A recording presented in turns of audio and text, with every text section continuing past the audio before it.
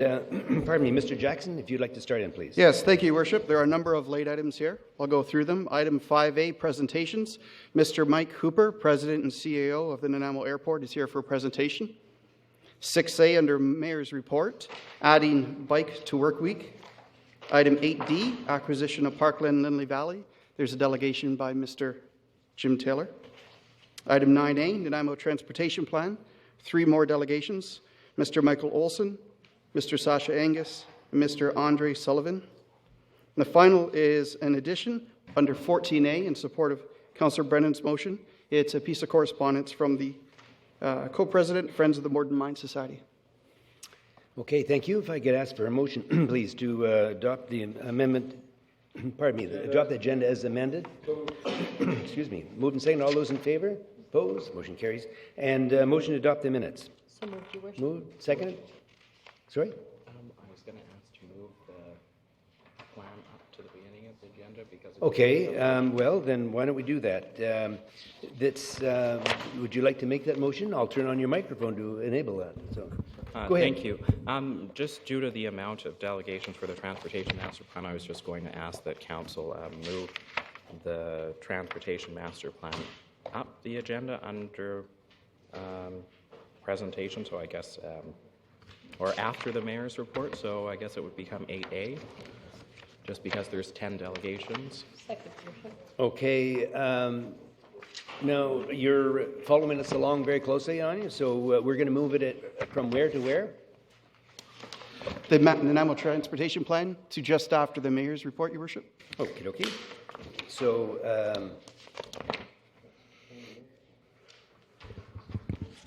6B, we'll call it then. Is that best for it?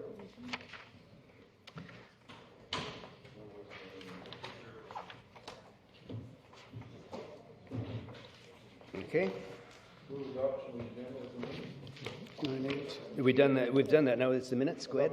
Yep. And there's a seconder for it? Move and second. All those in favor? Opposed? Motion carries. We'll move into the very first presentation, and it's going to be Mr. Mike Hooper, President and CEO of the Nanaimo Airport, current and future projects at the Nanaimo Airport. So, welcome, Mr. Hooper. Thank you, Your Honor, and thank you for the opportunity to address Mayor and Council tonight. We just want to do a really quick presentation on the current status of projects at the airport and where we want to go in the next little while. The Nanaimo Airport is part of a larger transportation system on Vancouver Island, including the ferries, the float planes, and we need all of these systems because the folk living on the island are only getting on and off if they're swimming or flying.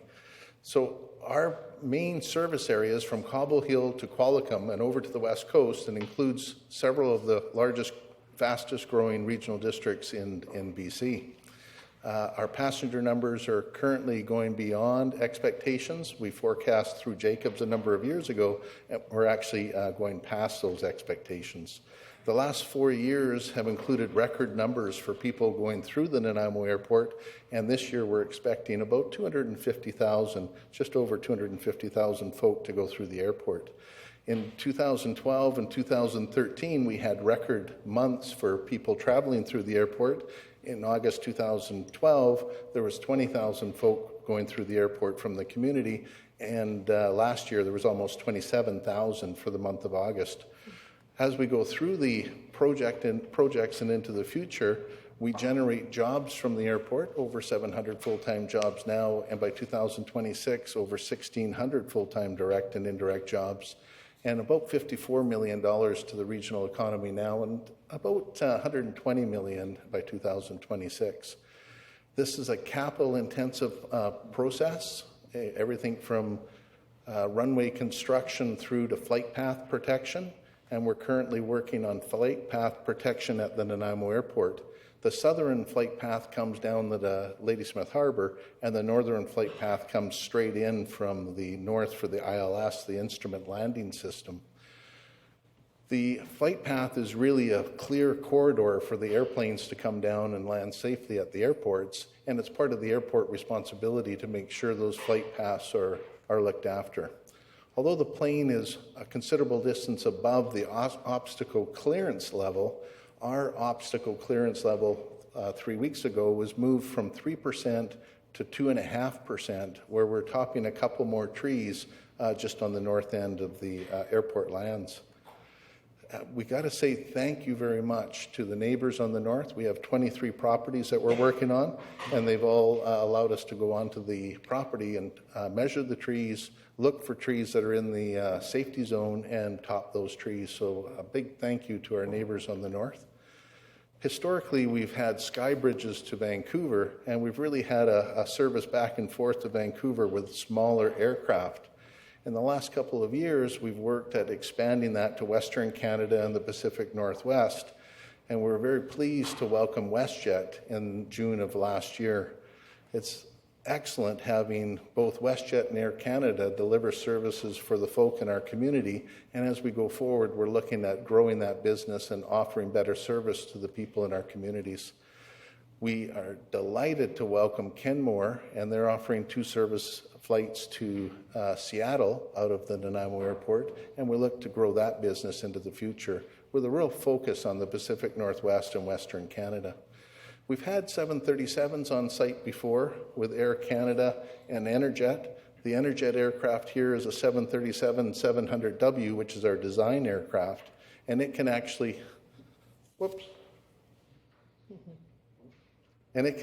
reach sun destinations, but we're not, in fact, going to sun destinations in the next number of years. We're going to keep focusing on Western Canada and the Pacific Northwest and increase our services.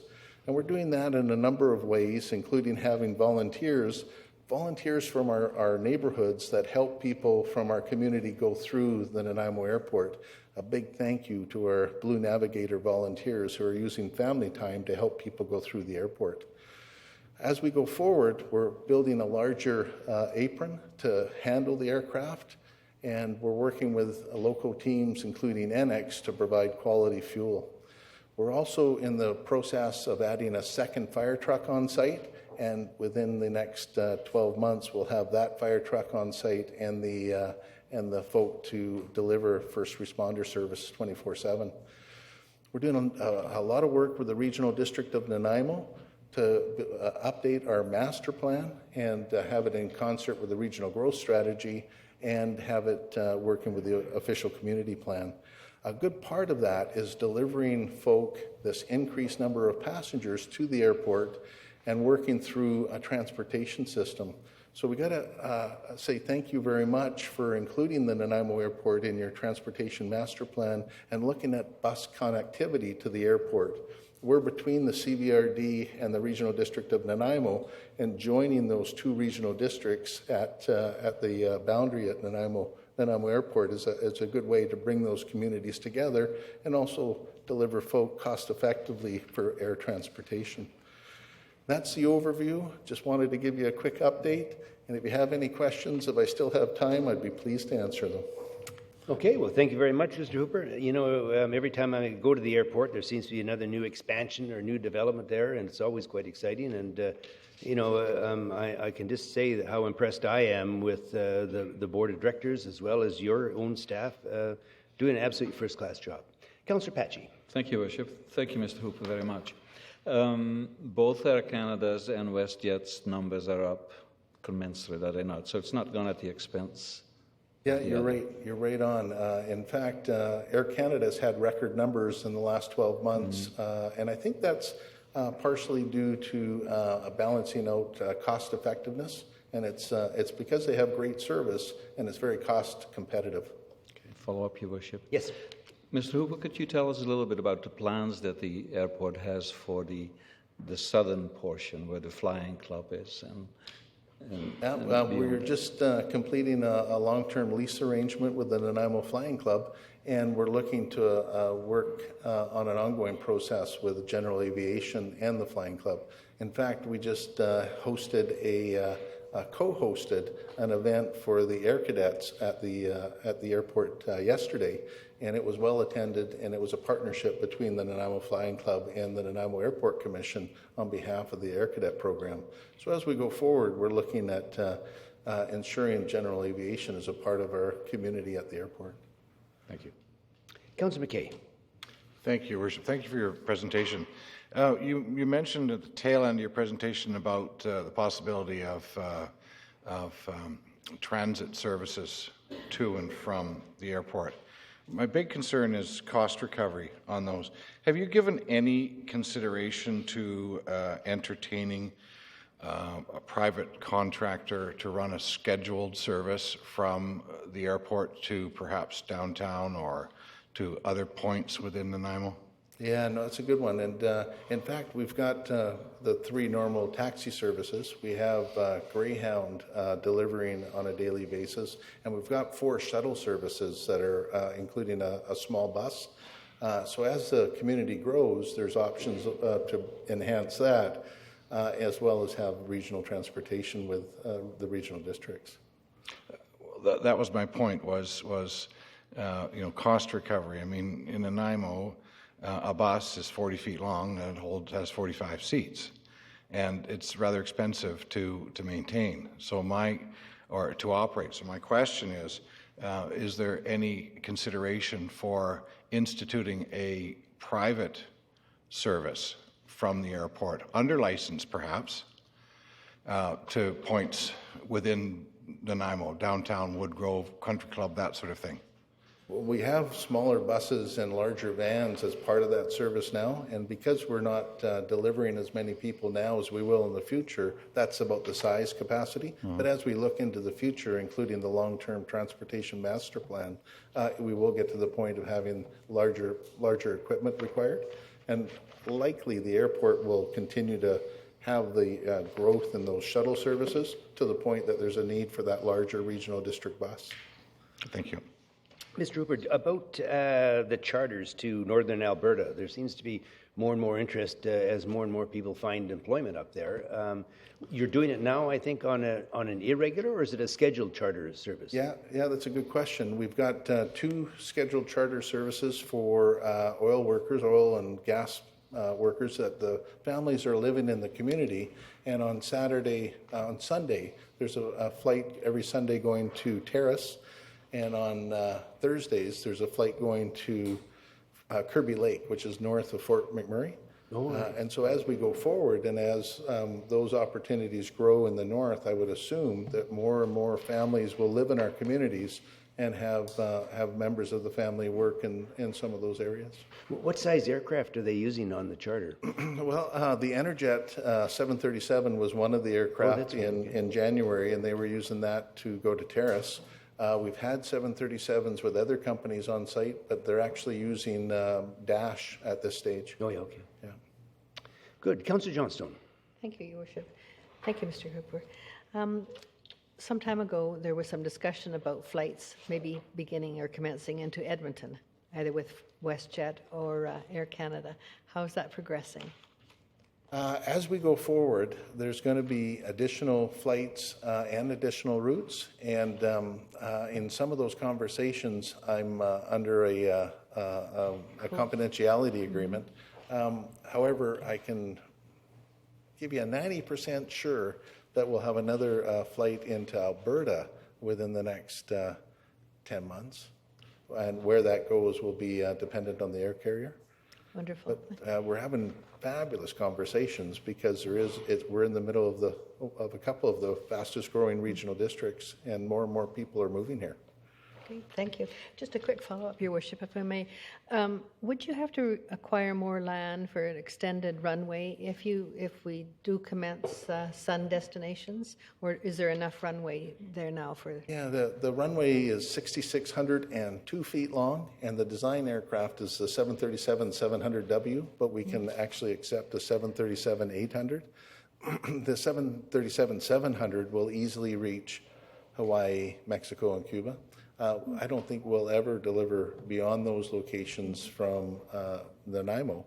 And as we look forward, I don't see us having to ever extend the length of the runway. Often the technology delivers further as time progresses. So you can actually use a shorter runway to go further if you look at history. Okay, good. Thank you. Interesting. Councillor Anderson. Thank you, Mr. Chair, and thank you, Mr. Hooper, for your presentation. It was a wonderful opportunity to meet with you a few weeks ago in regards to the Transportation Master Plan and hearing about what the airport's doing. So my one question, well, I have two questions actually, is how do you plan to coordinate, or do you have any plans to coordinate with the city in regards to the South Waterfront Initiative and how our plan is to develop a transportation hub in the downtown core, and how do you see yourselves being part of that project? Well, if there is a development of having a regional transportation connecting the two regional districts, we would look at offering the land up, because we could be a partner in that kind of connection. It helps the community and it helps the airport to have cost-effective travel between the regional districts. It also helps folk down south get to places like Vancouver Island University. I can see the need coming at us as we look into the future. Well, thank you. And my last comment was I saw a picture of the Transportation Master Plan in your presentation, so I'm guessing you're supporting it. Yes, yeah. We at least the segment that applies to us. I didn't go into detail in all of it, but for sure we're fully backing the airport segment, and we really appreciate it. Well, that's great. Thank you. Good clarification. I think that I was just going to ask one quick question. I don't see any other from council at this point, and that is, I don't know. I don't want to break any confidentiality, but the WestJet load factor is very high, and it's. Can we say it's in excess of 90%? Do they release that information? Well, they don't make that kind of information public, but both air carriers are very high in their load capacity right now. And as we look into the future, it's going to get better and better. So those have influences with air carriers on further destinations and further scheduled services. I know when I was at the airport, when the WestJet crew came in, and the president of the charter section was really thrilled with the numbers and was saying that they exceeded what they had projected. So that's always a nice problem to have. Anyway. Yeah, it's a high-class problem. Yeah, it is high class. Thank you, Mr. Hooper. Very good presentation. Thank you for your time. Thank you very much. Now, the next delegation will be moving into 6A, and it's the Bike to Work week, and we'll have our own Councillor Anderson. I'll just turn on his microphone for him right now. They will want to discuss the May 26th to May 30th period. Councillor Anderson. Over.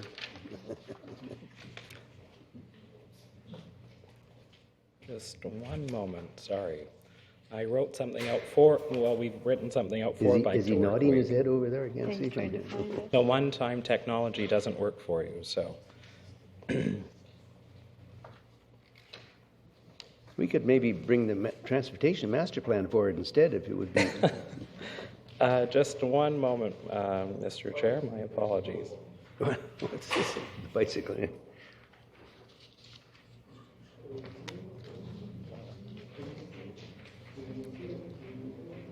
Wow, Jeopardy started.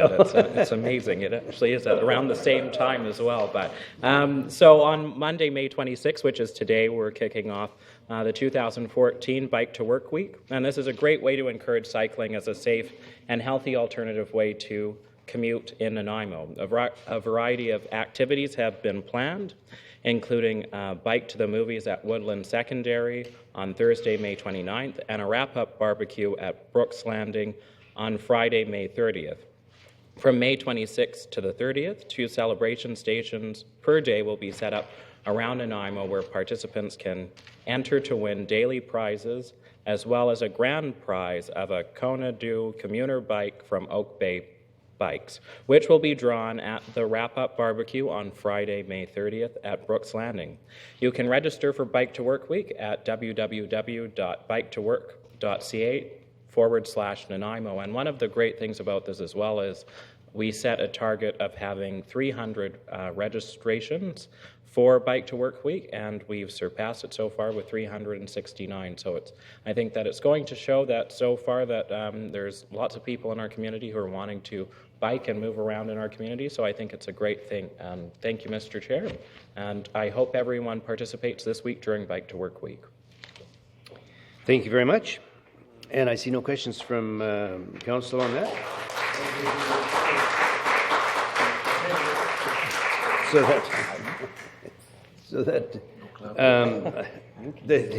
Now we're going to move into bring forward, actually, at the request of Councillor Anderson, the Nanaimo Transportation Master Plan. And I know there's a number of delegations on there, some 10 in number. So in the interest of trying to use the best use of your time, we'll turn it over now. And I think the item here is to be introduced by our Transportation Advisory Committee Chair, Councillor Anderson. And the purpose is to obtain council approval for the Nanaimo Transportation Master Plan that will act as a guiding document for transportation decisions over the next 25 years. And so we have a presentation.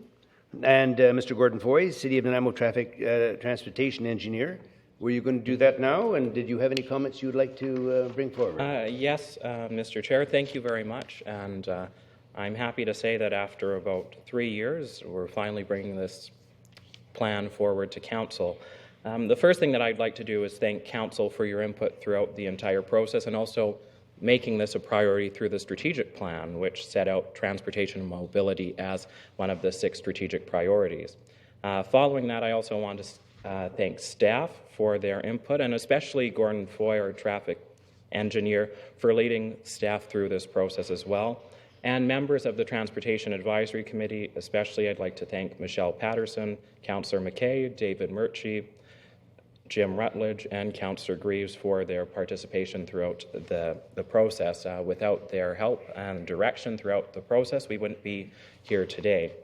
And lastly, I'd also like to thank the community for their input and help in developing the priorities for this plan. There have been some hiccups along the way, but overall I think that we're headed in a great direction that will put Nanaimo in a much better situation for transportation in our community. As I mentioned, this Transportation Master Plan is the first time the city's ever done a comprehensive multimodal transportation plan, which will guide transportation issues over the next 25 years. And the plan hopes and will drive us forward to looking at a variety of potential transportation options and use of sustainable modes of transportation while reducing our dependency on automobiles and supporting a vibrant and growing community. This document is a strategic document, as I mentioned, and it's a living document. So some of the priorities that are in this document, they will grow and they will change as Council moves forward and as our community evolves and grows and adopts some of the priorities within this plan. And I think one of the best things about this plan is that it changes our culture and, well, it hopes to change the culture in our community. Nanaimo is a very car-dependent community, which cars are the first thing that people in our community have to use as a mode of transportation. And this plan goes further to say that, you know what, roads are for more than just cars, that we need to adopt a complete streets model, one that says that pedestrians should be first, followed by cyclists, followed by transit users.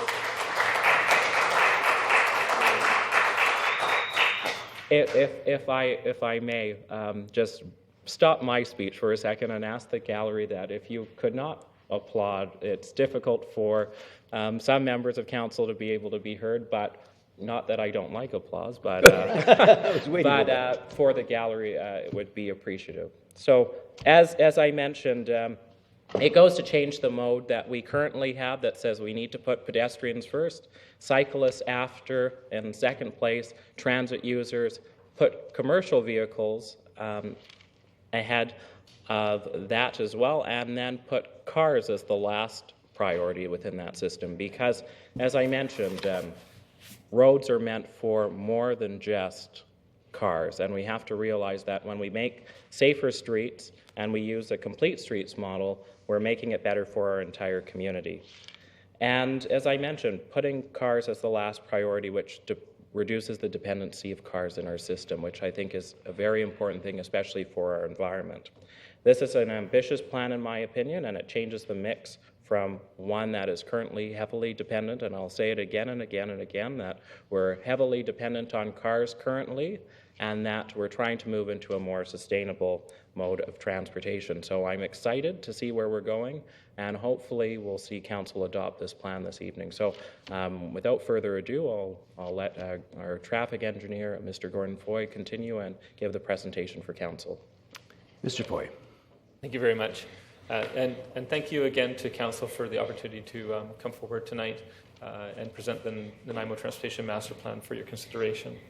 I want to start with what is the Nanaimo Transportation Master Plan. Councillor Anderson touched on some of these points, but I'm going to go through them again. It is the city's first comprehensive multimodal transportation plan, looking at a wide range of elements of the transportation system, starting with the relationship between land use and transportation, looking at sustainable modes of transportation such as walking, cycling, and transit, looking at our major road network, how will we deal with parking, how will we deal with transportation within our neighborhoods, and finally, how do we connect Nanaimo to the rest of Vancouver Island and the rest of British Columbia through strategic connections. It's a strategic plan. It has a time frame of over 25 years, but it also has short, medium, and long-term objectives so that we can start making these changes immediately, but we still have the perspective of a long-term strategic document. Ultimately, the plan's primary founding concept is the idea of shifting away from the vehicle and trying to create a more sustainable transportation mix. It doesn't mean that we won't drive for vehicles in the future, but we'll have more options, and some of us may decide to abandon our vehicles, some of us may decide to take a bike ride once a week, they may decide to ride during the summer or ride the bus once in a while. But ultimately, the transportation system has to continue to support our growing community, and it has to continue to support our economy. These concepts and these ideas are ultimately enshrined within Plan Nanaimo and the strategic plan, and their objective is to create a more livable Nanaimo for everybody. When we talk about the strategic plan, transportation mobility was identified as one of 6 strategic priorities within the plan.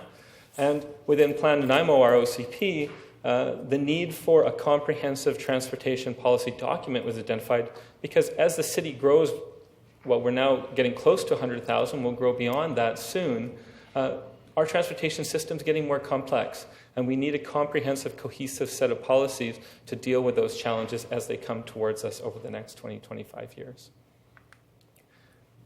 Any good plan has to consider the context in which it exists. And the context this plan exists is Nanaimo. It's our community. It's not a plan for another city. It has to be a plan for this city. We're a growing community. We've been growing for a long time, and we expect to continue to grow over the next 20 to 30 years, adding about 38,000 new people by 2041. Our demographics are changing. We're getting older as a community. That's not uncommon across the province and across the country, but we're at the leading edge of that demographic shift.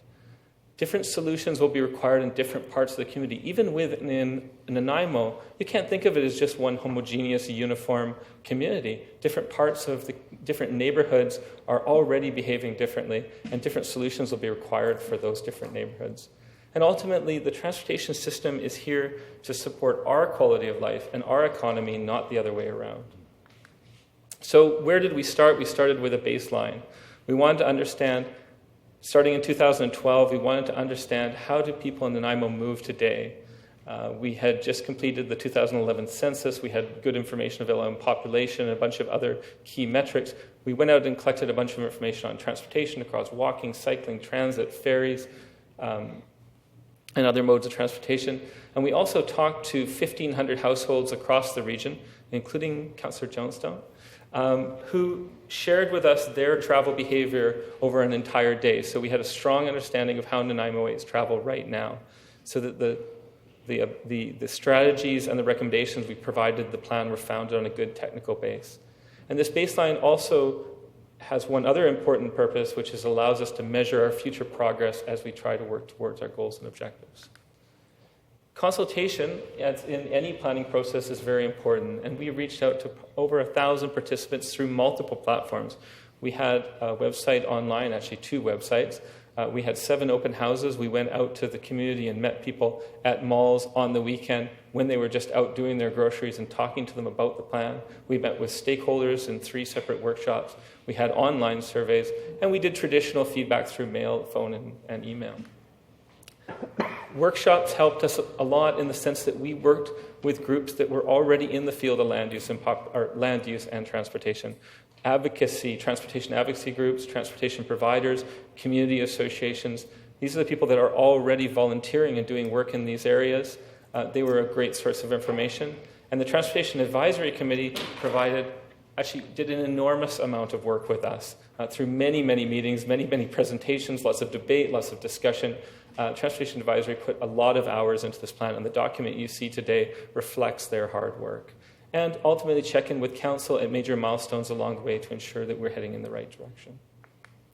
So what type of future transportation system do we want? What are the principles of the plan? These come from the OCP, strategic plan, consultation, but we want a system that's safe for everyone. We want a system that provides mobility. That is the key deliverable of any transportation system, is you can get around and get to the stuff you need to do to make your life work or to run your business or to be a visitor in the community. It has to be accessible for all people of all ages and abilities, provide good connectivity, be sustainable, and ultimately it has to be affordable. So starting with our first target, as Councillor Anderson mentioned earlier, to shift our sustainable transportation mode split from 12 to 24%. And just starting where we are today, we make about 250,000 trips within this community every day. Of that, about 88% of them are by car, and 12 are by walk, bike, and transit. The plan's target is, over a period of time, as the community grows, to try and grow bike, cycling, walking, and transit faster, so that by the time we reach our targets, we've doubled that percentage. And this is going to require a big change. This is twice as many walking trips. This is 5 times as many biking trips. This is 5 times as much transit. And this is taking vehicle trips and reducing it from 88% down to 76%. If we reach this goal, that's great. It doesn't mean we should stop there. We still have the opportunity to do better, but it is at least a goal. And when we look at the change piece, the piece between now and that future, that's when you really see the ambition of the plan, because we're talking about almost 50% sustainable trips versus our current situation where we're looking at 88% trips by vehicle. Acknowledging that many of us will still travel by car, the second target of the plan deals with vehicle trips. Vehicle trips are going to change over the course of the plan. Cars are going to get more efficient. We're going to have different mixes of fuels. Some of us might go electric. But ultimately, if we can get people to drive less by coordinating trips, by moving the services they need closer to them, or getting more people to live closer to services, this is going to have a big reduction in pressure for us to increase our future road network and the negative impacts of vehicle travel on our future transportation system and community. So ultimately, this is about changing course. And here, there's a dashed gray line that sort of shows our historic trend based on census data going back into the 90s. And you see that, yeah, we were getting more sustainable trips, a little bit faster than population growth. But what the plan's objective is to actually ratchet that up and accelerate the growth of those sustainable trips so that by 2041 or earlier, we have 45,000 more trips versus if we just did status quo. So how will we do that?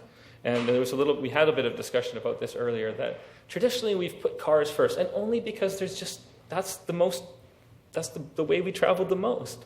And if we want to make pedestrians and cyclists, cycling a more viable option for people, we really have to do this. We have to think about pedestrians and cyclists first, transit, commercial vehicles, because that's what drives our economy. They're shipping our goods, they're delivering the stuff that's at the grocery store, and then cars. And you end up with solutions that are good for everybody. And then you have to plug in land use, because that same street, that same arterial street, might change form when it goes through a commercial area, when it goes through a neighborhood, when it goes into a rural section. And you want to make sure that the street and the land use are talking to each other so it becomes a positive part of people's neighborhoods. So just wanted to reach down and touch on a few specific areas of the plan over the next couple slides. First is land use. It's not part of the transportation plan, but it surely influences our travel demand. We travel because we live somewhere and we can't get all the stuff we need there. We have to go to work, we have to go to school, we have to get our groceries, we have to go to the doctor.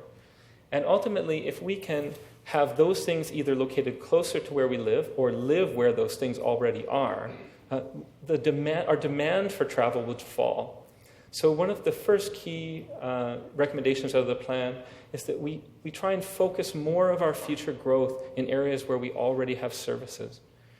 It doesn't actually matter so much how people travel in this sort of scenario. What matters is that those distances start to fall, because if you live half a kilometer from the grocery store, even if you drive your car, it's only half a kilometer versus many kilometers. And you more likely will walk or ride your bike because it's a short trip.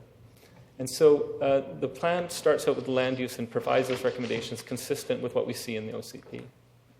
Walking, our objective is to double the amount of walking by making better infrastructure that's more accommodating to pedestrians, easier to walk around, more comfortable, but also it's more accessible because our population is getting older. We want to make sure that this infrastructure works for people as they age and works for people when they're very young, and then for sure it'll work for everyone else. For cycling, it's about developing a network. It's about that we have a couple great cycling facilities, particularly the ENN as a spine across our network, and it's a fantastic facility. But something that we heard over and over again in consultation was, it's really tough to get somewhere if it's just 1 kilometer off the ENN. Can you build us some on-street routes or other elements of the network? Can you build out a comprehensive network that actually gets me to the destinations I want to go? And so cycling is about that, and also about integrating new cycling facility types, because there's been actually a lot of evolution in this area. We see it on the news. Vancouver has got their separated or cycle tracks. Over even the last 5 to 10 years in my career, I've seen a great amount of change in this area, and we want to bring Nanaimo up to speed and get us back on the cutting edge of cycling technology and approach. On transit, the focus is to connect the areas with the highest transit potential with the best transit service. Get 15-minute service or a frequent transit network connecting between Woodgrove, Country Club, downtown, VIU, and the points in between, the Bowen Road corridor, Harewood, and the Island Highway corridor. These are the places where we have the biggest potential, so for every service hour we invest here, we're likely to get the best return. And that's going to drive our transit numbers up faster than investments perhaps in other parts of the community. We still need to backstop that with other connections and improvements in local service, but this is the focus of this chapter and the recommendation under transit. This is also coordinated with the RDN's plan. They've put this forward as a key concept within their transit feature plan so that we can work in lockstep to support each other in developing this network. And finally, just wanted to touch on streets. And we often say major roads, and we often sort of default to this idea of cars, but really, if you think about it, streets are the biggest public spaces of the city, and ultimately, everybody needs to use them, whether you're walking, biking, driving a truck, driving a bus, driving a car. It's the same street, it's the same space, and it's more about reallocating that space so that everybody feels comfortable and everybody feels good about traveling within it. So today, what do we have? We have sidewalks right up against the travel lanes. Don't trip and fall out into the traffic. It's not going to feel good. We have relatively wide lanes that somewhat encourage higher speeds. And we expect cyclists to ride with the traffic right in the traffic stream. We have parking lanes that are poorly defined and just make the road feel generally wide. And we tend to have no street trees or anything to provide some vertical elements to the street to give you a sense of width. In the future, and what we're recommending within the plan that we revise our standards for so that new streets are automatically built this way, is we push the sidewalks back a little bit. We put some street trees in place, or we put on-street parking in place to provide a bit of a buffer. We narrow the travel lanes, not so much that trucks can't operate, because we still need them. They're still part of our economy. They're still part of what makes the community tick.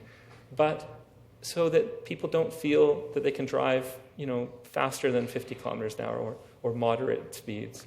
And finally, also, if we do parking lanes, at least at the intersections, bring them together closer so that crosswalk distances can shrink, doesn't take as long, and you're not exposed out into traffic as long. So I just touched on a few of the major elements within the plan. And the last thing I just wanted to highlight is that the last section of the plan, and there's some purple tabs towards the back, provides a summary of implementation, sort of a sort of some example projects from the next 5 years that we'll be bringing forward to you for your consideration that really characterize the change in approach, how we're approaching transportation projects, and how we're wanting to initiate and start this shift towards a more sustainable transportation system. We've got some programs in here, such as the Safer School Travel Program. We've got some additional planning work, like updating our street standards. And we've also got infrastructure projects that are sort of traditional engineering, construction type stuff. And all of those pieces, all of those types of projects are required to make this shift. So with that, that's the end of my presentation. And we're really looking forward, and I hope that we get support tonight and we can start moving forward with this, because it's really quite exciting. It's a big shift for the community.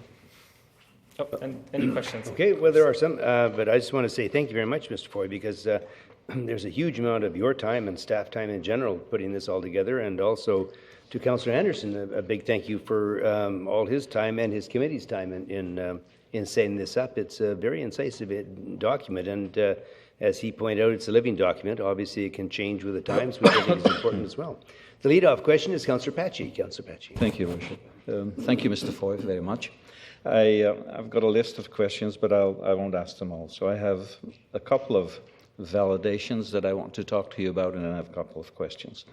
Parkwood Drive connector gone, right? It is. It's out of there. It is. Number two, the Departure Bay Road 4-laning has been resolved to the satisfaction of the neighborhood association? I should clarify that project was never intended to, insinuate. Then why was it in there? No. But what it's in there for is that we identified that Departure Bay Road runs by one of the most important public spaces in the city. And in the long term, Departure Bay Beach is really the only easily accessible beach we have in Nanaimo. And so we think that as traffic volumes, and they are going to increase over time on Departure Bay, not enough to trigger 4 lanes, but still to create some conflict, that we're likely going to have to rethink that space so that it can continue to be a good public beach and it can still convey or provide connectivity into the Hammond Bay and Stevenson Bay part. That, by the way, we removed, we amended it just a little bit, some of the wording in the text to help neighborhood associations. The C project driver is... Yeah, absolutely. Right. That's gone. I'm good with that one. Rock City, Burma Road connection. Now that we've purchased Lindley Valley or have an option to finalize it, how does that work? So we're going to have to... What I'm trying to say is that we obviously did not purchase that, or I have not made a plan to purchase it to make roads. Well, initially, my understanding of, and I wasn't here, but the history that I understand is that we originally were looking to put Burma Road outside of Lindley Valley Park, and because initially there was an alignment through the park, and shifting the alignment outside of the park was one way to sort of reduce the impact on that space. But now that the park boundaries are changing, we're going to have to reconsider that. So I think it's something we have to reconsider carefully, because if we take it out, then there will be more pressure on either end of Hammond Bay, including the Departure Bay corridor and Hammond Bay more to the west. But I have the sense that as a community, we will value Lindley Valley Park quite a bit. And so therefore, it's probably a project that will not happen unless there's strong community support for it. That's probably the best answer I can give it to you. No, that's good. Two more quick ones, Your Worship, if I may. Sustainable travel mode sharing. You're going from 12 to 24. A lot of people seem to think that's not aggressive enough. How do you react to that? I think it is actually, quite aggressive. I was just looking at Vancouver's numbers for their journey to work data. So this is the census data stream, because we can go back in time and look stuff. And they sort of started their bike network in 1992 with the Adinak Bikeway. In 1996, they had about 3.3% bike mode split to work at City of Vancouver proper. And in the last census, they had 4.4. And they did that over 15 years, and they worked pretty hard to get that. And they had demographics, and they had land density on their side. So surely I think if we looked at the all-day totals, you might see some different numbers. But my point is, to move that small amount required a fair bit of work. I think there's a lot of work in this plan, and I think these goals are ambitious, But the other thing is they're achievable. They work for our community, and that's something that's been very important to us in the project team, is to deliver something that we can stand up here and say, yes, we can do this. And the very last one, Your Worship. You've talked about land use and transportation policy connectivity. And in your last slide, you talk about what's going to happen in the next 5 years. There isn't much on land use in there. It's a bit of a cart before the horse, or the other way around, to me. One of the difficulties for us, of course, is this is the transportation plan. Yeah. And, we are setting some principles, and we're hoping that they will be reflected and adopted and sort of executed upon on future OCP updates and future neighborhood plans and other more land use planning documents. At the end of the day, the OCP, or the official community plan and the transportation plan, are likely going to play this event where one's going to make a policy statement and the other one's going to respond over the next 5 years. So it'll be interesting to see. But we have put some specific stuff in there. We said that the OCP should have some goals around, or we would like to recommend that the OCP has some goals around growth targets within the mobility hubs. So I think there's some stuff in there to help make that shift. The other thing is that in that list of 5-year projects, we have at least take on one of our mobility hubs and try and figure out how to make it really work. And do a small area plan in one, and trying to figure out what are the elements that are there and what are the elements that are missing, and how can we get those elements in place so it really hums as a sort of a sustainable transportation node. Thank you very much. Okay, Councillor Anderson, did you have anything to add? Yes, I just wanted to clarify something, and Mr. Foy actually touched upon it, was the connection between mobility hub area plans and land use, because on page 141 of the Transportation Master Plan, it clearly discusses developing mobility hubs will be assisted by area plans that coordinate land use and transportation issues and improvements. And so if we are looking at the potential areas which we have the best uses, if I can use Country Club, for example, which has services which are nearby. You have the ENN, you have your transit hub there. You have all of the services that are near you that can reduce, you could essentially live in that area without having a car. And so one of the things that we want to start to do within the short-term implementation strategy, and this is within the first 5 years, is do that mobility hub area plan, which Councillor Kipp will remember from Imagine Nanaimo as growth areas, talks about finding how people are moving around, and then we can apply that to other parts of the city. You have to start there and make incremental steps to get there. So hopefully that answers your question. Okay, thank you, Mr. Foy. I don't see any questions from council at this time, and we have some 10 delegations, so we'll start with that, and there certainly may be questions following that. Thank you for your presentation. Now, I've got the 10 names here, and I'll just go through and make sure that everyone is in attendance. That the first delegation I have is Mr. Ron Lyle. Is Mr. Lyle here? Not here? Will he be coming, or he's not coming? Okay, so we'll strike him. And the second speaker is Mr. Leo Boone. Mr. Boone? Do you want to come down to the microphone, sir? You have 5 minutes to make your presentation. We can't get a microphone up to you. And as I call your names, maybe just if you could be prepared to come down to the microphone, save a little bit of time, that would be great. Welcome, Mr. Boone. As a late delegation, you have up to 5 minutes. Thank you very much. My name is Leo Boone. I'm with the Greater Nanaimo Cycling Coalition. Your Worship, tonight, the Transportation Master Plan, there will be a lot of people talking about different angles, why we should approve this plan from an economic reason, recreational, tourism, you name it. I'm going to come from a completely different angle to look at this plan and why we need to adopt this. Currently in the regional district, we have about 8,000 citizens that have asthma or COPD, and about 7,000 people with cancer, 20,000 that are diabetic, and 105,000 people that are classified as obese or overweight. And of the 14,000 students in District 68, about 31% are also categorized as obese and overweight. And one of the main reasons why we have that, when we talk to some of these service groups in Nanaimo, is that we've been building a city with no sidewalks and very little opportunity to cycle or do any exercise other than our recreational facilities. The plan is asking for a lot of more mobility, and in particular in the neighborhoods. One of the other big ones that I just had a meeting with Heart and Stroke, where we have 70,000 people die every year in Canada of a stroke or a heart attack. And that means every Canadian in about 7 minutes. And for Nanaimo, that translates to 1 today, 1 on Wednesday, 1 on Friday. We like to change that, and so does the Heart and Stroke Foundation, so like the Diabetic Association, the Canadian Cancer Society. We've sat down with the BC Lung Association, and we talked about strategies, and they're all saying the same thing on their website and on their literature.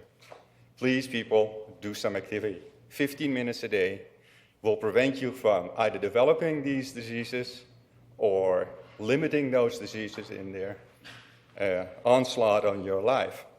And I think it's up to the city to help its citizens to be healthy citizens. And here is an opportunity with a plan to improve our neighborhoods, to put in a proper bicycle network and proper cycling infrastructure so that we can help these people that are also citizens of your city. Community scale and street scale urban design, as presented in the plan, and land use policies and practices are very proven effective physical activities interventions. In addition to providing public parks, which you have, many I must say, fields, pools, playgrounds, and creating an infrastructure that supports walking, such as sidewalks, trails, crosswalks, street lighting, and biking, bike lanes, shared use paths, bike racks, etc. It's an important element of the built environment that would encourage physical activity.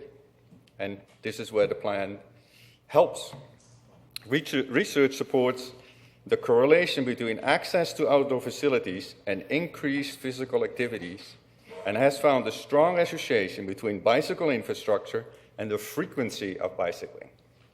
So if we build it, people will come.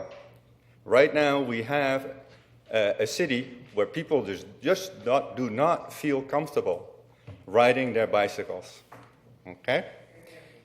Zoning for mixed-use development and a land use policy that allows residential, commercial, and institutional establishment to be located near one another.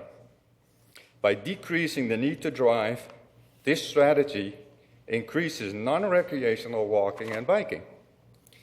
In other words, for communities to thrive, building complete streets, as recommended in this plan, trails and other safe walking and bicycle opportunities are an absolute essential to this community.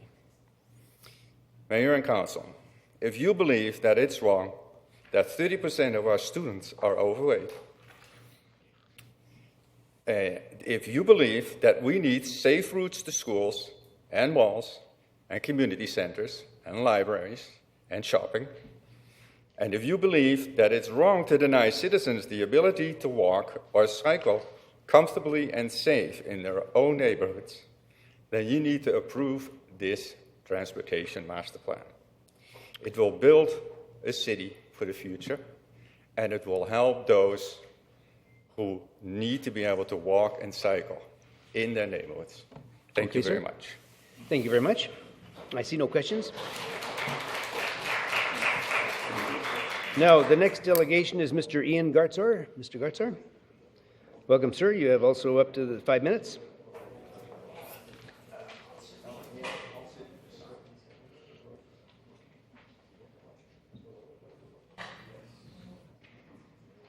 Thank you very much, Mr. Mayor and Council. I really appreciate the opportunity to be here today. I've been doing a lot of studying on transportation for the last number of years. You probably know that I get around mostly by bicycle and use the car share co-op and public transportation because I believe that that's not only the future, that's today. The proposed plan is like this young woman in the water. I love swimming, and I don't like being cold. And so I understand her that she wants to just wade and just keep her legs in the water. I believe that this plan is more like this than the next slide. This is what I think we need to do. And this plan is a really good start. I think it would make a very good 10-year plan. But in terms of actually changing the order from cars at the top to cars at the bottom, this plan, as I see it, continues to keep the car at the top. This second order change would bring the car down to the bottom and would truly make us more sustainable. Second order change really is about making huge shifts in terms of how we do things. This picture here shows a blocked off street, not blocked off to cyclists and pedestrians, but blocked off to motor vehicles. The way we're planning our city right now, the way this plan is designed, that will not be the common feature. When the Harewood plan was being put together, we, the citizens, said we want to have more of this. We want to have Harewood more walkable, more cyclable, and less car. And we were very disappointed when the plan came out. It actually showed all the roads joining everywhere for cars, for trucks, and it makes it much less attractive than this picture for cyclists and particularly for pedestrians. Second order change takes us from something that is from the top two pictures, which we have today here in Nanaimo and lots of other places in North America, to the bottom, where it's actually the same pictures, but some major changes have taken place. This is second order change. This is dramatically reducing the number of vehicles on the road because they're so expensive, and we really don't need to be paying all that much money if we can get convenient bus, if we can easily and safely get there by walking or by transit. This is doable in 25 years. If you design the streets for them, they will come. If you design the streets for people, they will come. This is a picture of Douglas Street in Victoria, which looks, I think, remarkably similar to a street we have, highway number 19A at Woodgrove Mall. You notice that there's lots of space there for vehicles, and if you're willing to share the curb lanes to be there on your bicycle, car-oriented. This is where I think the plan wants to take us, to have a hub, to have frequent and quick bus services up and down the main roads there. You'll notice that there's also designated place here for cycling, and you notice that there's a bit more activity of cyclists there, and maybe a little bit less of car. I think this plan will take us there in 25 years. I think we can do this in a lot less time. Now take that picture and do this to it. This is what we can do in 25 years. This is a city now focused on public transportation and on getting around by bicycle and by pedestrian and other means. Curitiba in Brazil had many of the same problems as Nanaimo. It was very car-centric. And what I want to focus on particularly here in the little bit of time that I have is that they were able to truly transform from a car-centric city to public transportation city. And they have smaller feeder buses going into the major routes. They were able to go a lot further. You notice that the main service there was 90 seconds down the main corridor. Here, this slide is amazing. They have 50 times the number of transit users. Car traffic decreased by 30% over 20 years, while the population went up. Can you read that? 3 times, 300%. The last line on here, the average income per person has gone from less than the Brazilian average in the 1970s to now 66% greater. This is a city that other people in Brazil want to live in. Why? Because it only costs them 10% of their budget to get around. The city pays more for transit, but the taxpayer may pay more for taxes, but way, way less. That common service, when we pool our services, we save money in the long run. Here's another example. First order change, this is what's being proposed in the plan, to have a bicycle lane. That's a great idea, it's wonderful, but this is what happens when we're squeezed between cars and parking on the side of the street.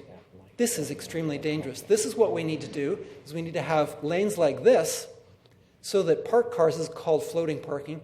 So parked cars, when they open their doors, they don't wipe out cyclists. Would we feel safer with this than this? You bet. This is what we have to have. We have to have something like this, unless we get rid of parking on the side of the streets, the major streets, which is another option. Okay, if you could wrap it up, we're a minute over. Okay, thank you.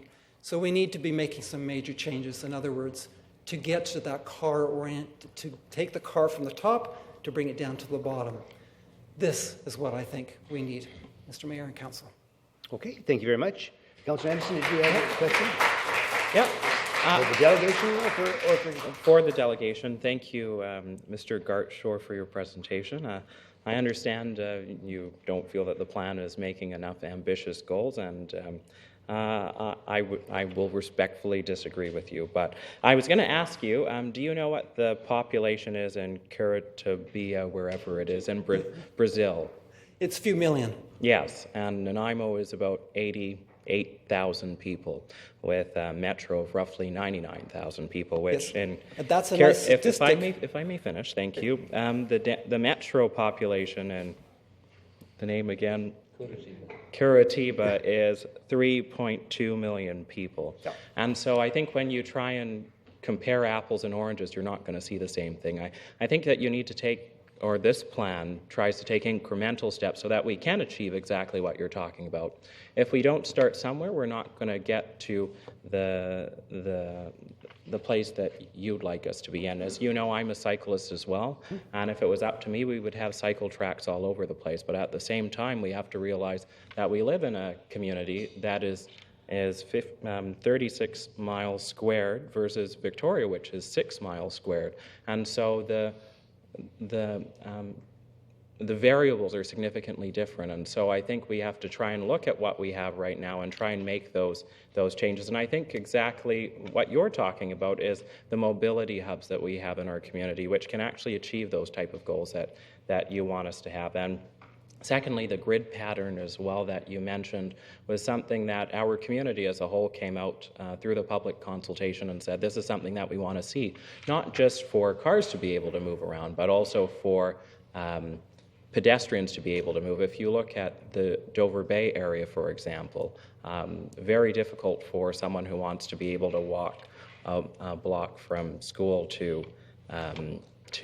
their home on Icarus, for example. But if we're able to develop a grid pattern system, you know that you're getting people not to drive in their cars for a long period of time, that you're reducing the amount of times that people are spending in their cars, and also making it easier for the pedestrians to walk about. But I do appreciate the comments that you made, and I think that as we go through this process and we review, that we will change those priorities within the plan. And as I mentioned, the Transportation Master Plan is a strategic document that says this is where we're headed, not that the 24% mode share is what we're going to only aim for in 25 years, but that if we reach it in 5 years or 10 years, for example, that there's still more that we can do. This does not prohibit us from moving forward. But I agree with you wholeheartedly. Thank you. Good point.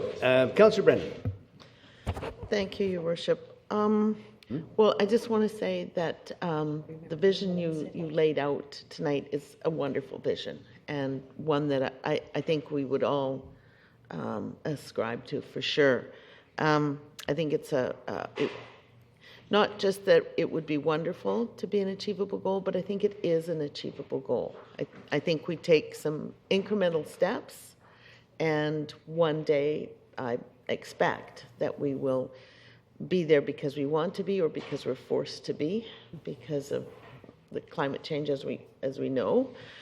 I just want to say, when you are giving that kind of advice, if you could give us some advice also on how to manage people's expectations with regard to tax increases, because consistently, year after year, comes down to there being a clear disconnect between what taxes are there to do, and that's to pool your money and purchase services together, and somehow there becomes a disconnect, and people are saying, we just simply can't tolerate this. So give me some ideas. Okay, thank you very much, Councillor Brennan. The answer in very brief, if we go to Curitiba, is that what they were able to do is create such a cheaper way of getting around that people were able to afford the extra taxes to make that transportation system possible. It doesn't matter about the population. The population's actually irrelevant, I mean, to some degree. The reality is that when we pool our services, so for example, do you know that we are able to provide emergency services? I'm thinking about fire services to people in the city per person or per household, per unit, cheaper than if we put in a security alarm system into the same residence. That's what we collectively pay because we pool our resources and make that much more possible. For example, water. My property, when it was first developed, had its own well and its septic system.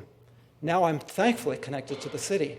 And so it makes it way cheaper for me to be able to live on that piece of land. When we do the same thing with public transportation, yes, the taxes have to go up. We've got to move along, Mr. that. Gartzer, because we've got another question for you, and we've got 9 more delegates that want to speak as well. And what we end up doing is we put the cost up for taxes, and we drive our cost down to get around dramatically. That's my answer. Thank you. Councillor McKay. Thank you, Your Worship. I just wanted to say that I appreciate the Brazilian model. And yes, there was a difference in population, but I would like to see, those types of models taken on a scalable form and used in Nanaimo. And nothing drives me madder than looking out in the street and seeing the same old 40-foot bus with I can hold 45 or 50 people with 2 people in it. There's got to be a change in the model. Yeah. So I thank you for the example, And because I would hope it would be scalable. Thank you, we Mr. had Gartzer. smaller feeder buses going to that major one, Curitiba, that's how we would do it. Yeah. Right. Okay, thank you, sir. The next delegation we have is from the Greater Nanaimo Chamber of Commerce, Ms. Marianne Turley, the chair, Mr. David Littlejohn, chair of Transportation Committee, and Mr. Wally Wells, the director. This almost sounds like a...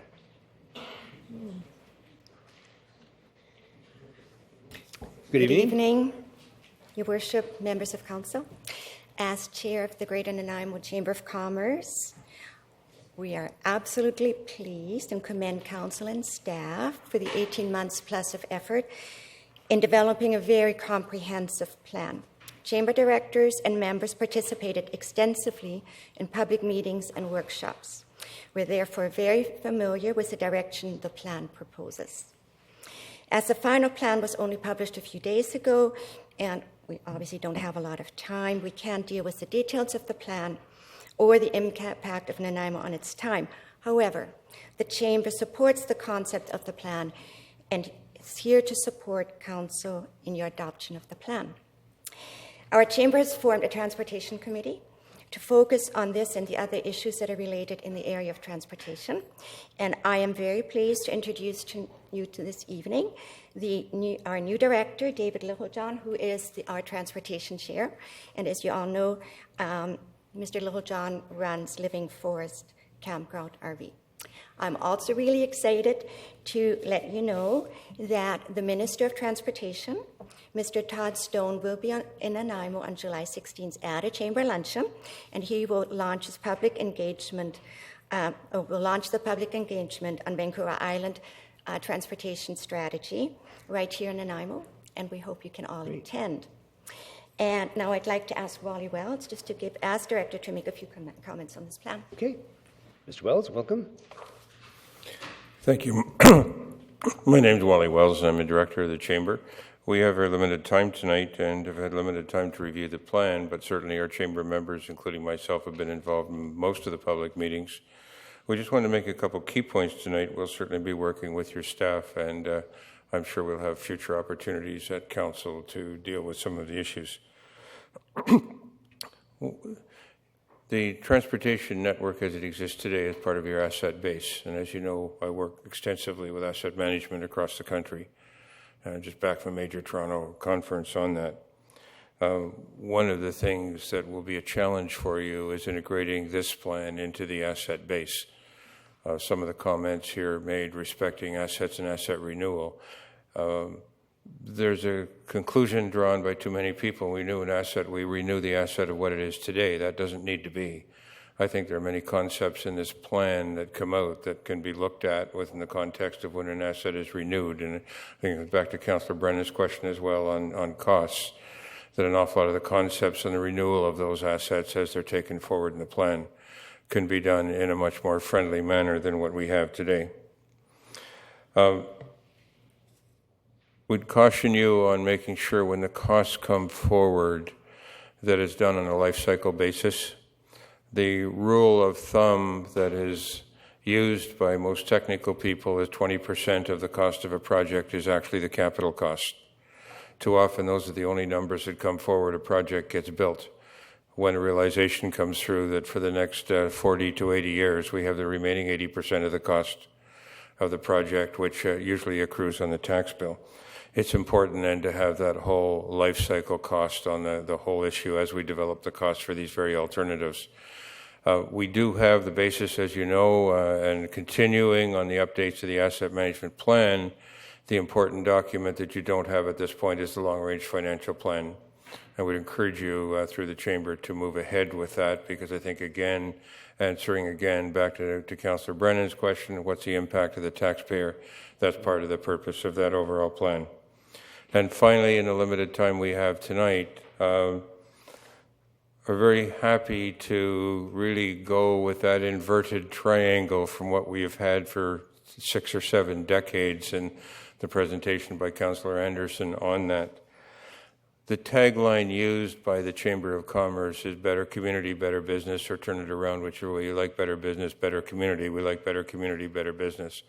Better community, I think, is espoused an awful lot in this plan. We know, having been with cars for the last 60, 80 years or so, cars will take care of themselves. Much of the conversation is about cars. That conversation, I think, through this plan is focused to change and make that cultural change, to start with the pedestrian, with the cyclist, and with the transit, getting down to commercial vehicles and cars. In our opinion, the Chamber is pleased to support the plan, because certainly within that tagline we use, that makes for better community. We're certainly satisfied that better community makes happier, more engaged people, which makes better employees and better business. So I guess all I can close on that, and back to our chair, is we're very satisfied to support the plan. Okay, Mr. Littlejohn, did you want to say a few words? Just, we're pretty pleased with the plan. Great. Maybe it could be more ambitious as time goes forward, but all in all, it's quite an accomplishment. Yeah. Yeah. Thank you very much. Oh, Councillor Johnson, who's it to? Staff To or delegation? Mr. Littlejohn. Okay. A facetious question, perhaps. But as a boat captain, and I asked the question of Mr. Foy the other day, in the future, do you see an opportunity for water taxi on the from Dickinson Point Road, perhaps, to the downtown core? Well, you know, I am a boat kind of guy, but I would say no. No, too much of a challenge. Boats are.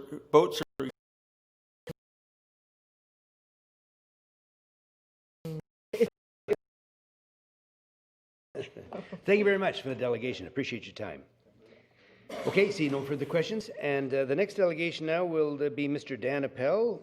Mr. Appel, you also have up to 5 minutes, sir. Hello. I want to offer my support for this transportation plan. Right now, all our transportation issues are resolved according to this set of priorities. Unfortunately, this is not sustainable. Doubly unfortunate, we are addicted to cars. So this puts us in a bit of a pickle. Do we continue our addiction and accept decline, or do we sober up and strive to prosper. What this plan suggests as a first step is to change our priorities. I agree wholeheartedly. But let's be clear, this new set of priorities is the exact opposite of what we have now. This is not a simple course correction. It's as if we've been moving along in one direction. Now we, as a whole community, have to stop, turn around, and move in the other direction. This, for sure, will be difficult. And I have to commend the ambition of this plan for the fact that we recognize the difficulty and we're up for that challenge. And I think most of us will agree that we're up to this challenge. Well, the question becomes, why these priorities? Well, as planners, we have three basic concerns: safety, health, and public behavior. I want to expand on this public behavior. We build cities to accommodate human behavior. We'd like to encourage acceptable behavior. This is a short list. Almost always acceptable behaviors are good for the economy. How does this determine our priorities? Well, we ask ourselves, what is the safest mode of transportation? What is the most dangerous mode of transportation? What is the healthiest mode of transportation? What is the most unhealthiest? What is the most economical mode of transportation? As you can see, all our concerns are matched by this list of priorities. From our concerns, we can also generate some planning goals. Oops. Obviously, we want a safer city, we want a healthier city, we want an open, friendly, accepting city, we want people to be more productive, more creative, and wealthier. If we asked a group of philosophers and psychiatrists, what are the basic requirements for happiness? We'd get a list very similar to this. I do believe that as a community and as individuals, we are right in our pursuit of happiness. If we make decisions regarding transportation issues, using this set of priorities as a guide, we will become a safer, healthier, happier city. If we consistently apply this set of priorities to the use and design and renovation of roads, then the rest of the plan is just needed for support. Does the rest of the plan provide the support? Yes and no, I'd say. Most definitely, the land use part doesn't, and it's largely because that's the OCP. The transit part, not so much. The rest needs refinement, but it's mostly for clarity's sake. I'm going to make two suggestions which will help establish this new shift in priorities, and then encourage a more refined planning document. I suggest you make this part of the plan policy.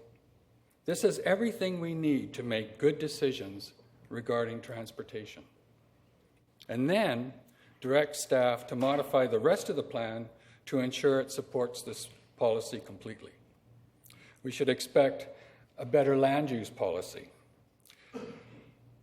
Develop the parts of the city that are already walkable. Clear direction regarding a bicycle network. In particular, it should be safe enough for women to want to use. Specifics on a more efficient transit system, clearly defined transport routes and policies, and road design that results in safer and reduced car use. I truly believe, based on what we have seen in other cities, that with these two actions, you and your council, Your Worship, will establish the foundation for a much more improved Nanaimo. I thank you. Thank you very much. I see no questions. It's a very interesting presentation. Thank you. I have a question. Oh, sorry. Daniel. Sorry, I didn't see you there. Councillor Kipp. If I can, with that slide that's up there now, do you see parts of those in the plan now? Oh, yes, definitely. I think they should be made more clear. And the point I want to make is that... A defined policy to each of those? Is that what you're saying? They should be more in the terms of suggestion, so that you can make individual decisions for every transportation project. You can make the best decisions possible when they come before you. And so I think really what you need is the priorities, and then from then on, individual transportation issues can be addressed. And I think you'll make very good decisions with these set of priorities. Thank you. So I'm asking for a more flexible plan and an established set of priorities. Good food for thought. Thank you. Okay, the next delegation we have is Ms. Sally Rosano. Ms. Rosano?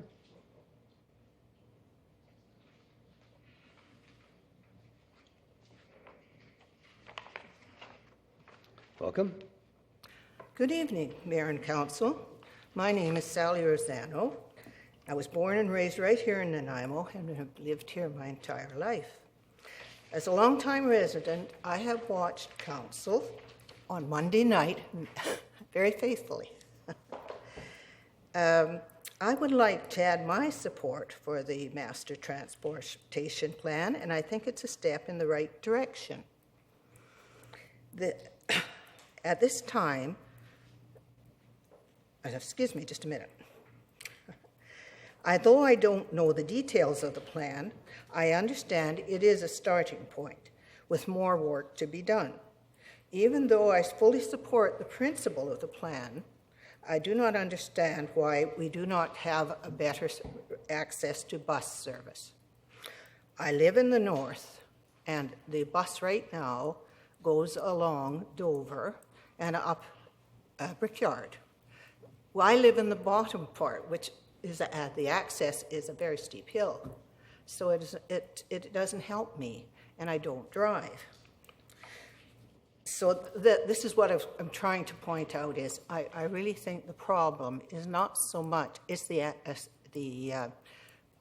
routes need to be changed a little bit to make it easier access for seniors. In close, everybody I think has said wonderful things, and so there's very little for me to put in to add, other than I realize this problem is not new, and I appreciate the opportunity to speak to you tonight, and I look forward to seeing Council moving forward with the plan, and I do hope that for people like me, I could have access to the handy DART. But really, I feel that I'm just taking up space for people who are worse off than I. And if I was a bus that with a better route, I would surely use it. And I think I'm not the only one.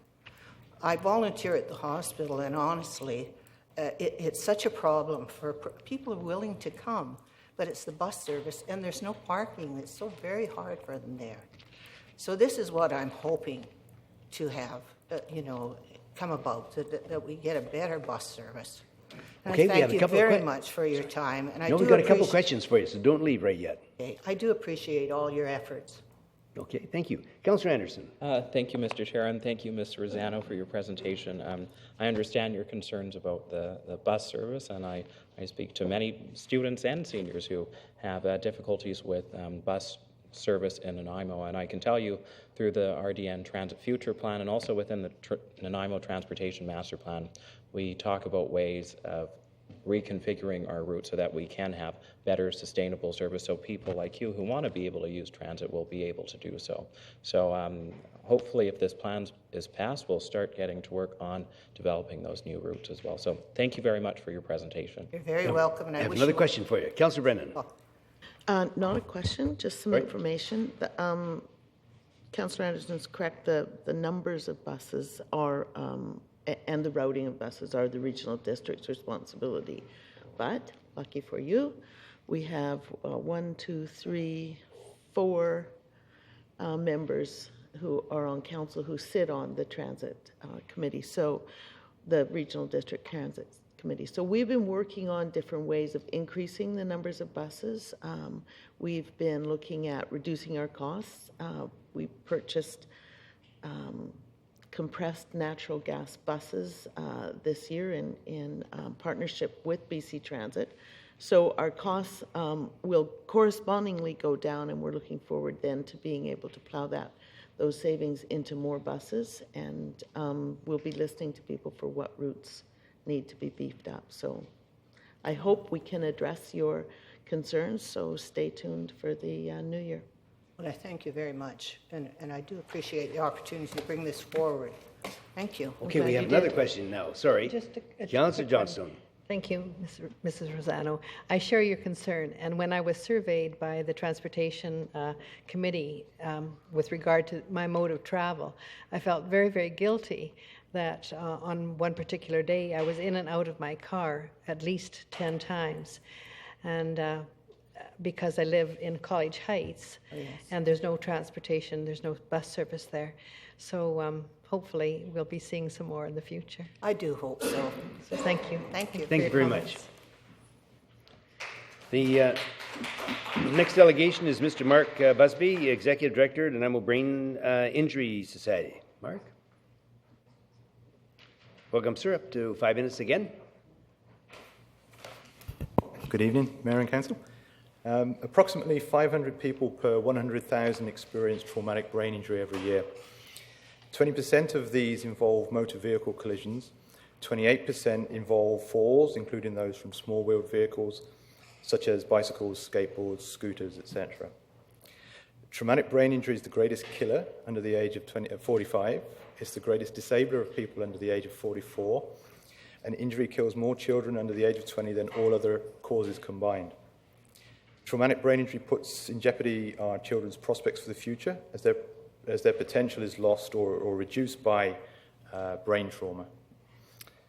Prevention is not solely about wearing helmets. Prevention is about well-designed cycleways. It's about safe routes to school. It's about pedestrian crossings. It's about improved traffic calming, speed reduction, education, enforcement. And these all contribute to decreasing the numbers of traumatic brain injury in our city. And that reduces the social and economic impact of injury on our community. And just as an example, to put a number on that, depending on how the figures are read, that translates into between $3 and $5 billion in BC a year. We're confident at the Nanaimo Brain Injury Society that significant gains in injury prevention will be made in the years ahead, and that's because of the community leadership, of the engagement, of the support that's been shown through the Transport Master Plan, and we look forward to news of the plan's approval. Thank you. Thank you, Mr. Busby. I see no questions, sir. Thank you very much. Okay, thank you. Now, the next delegation is Mr. Michael Olson on behalf of the Vancouver Island University Students' Union.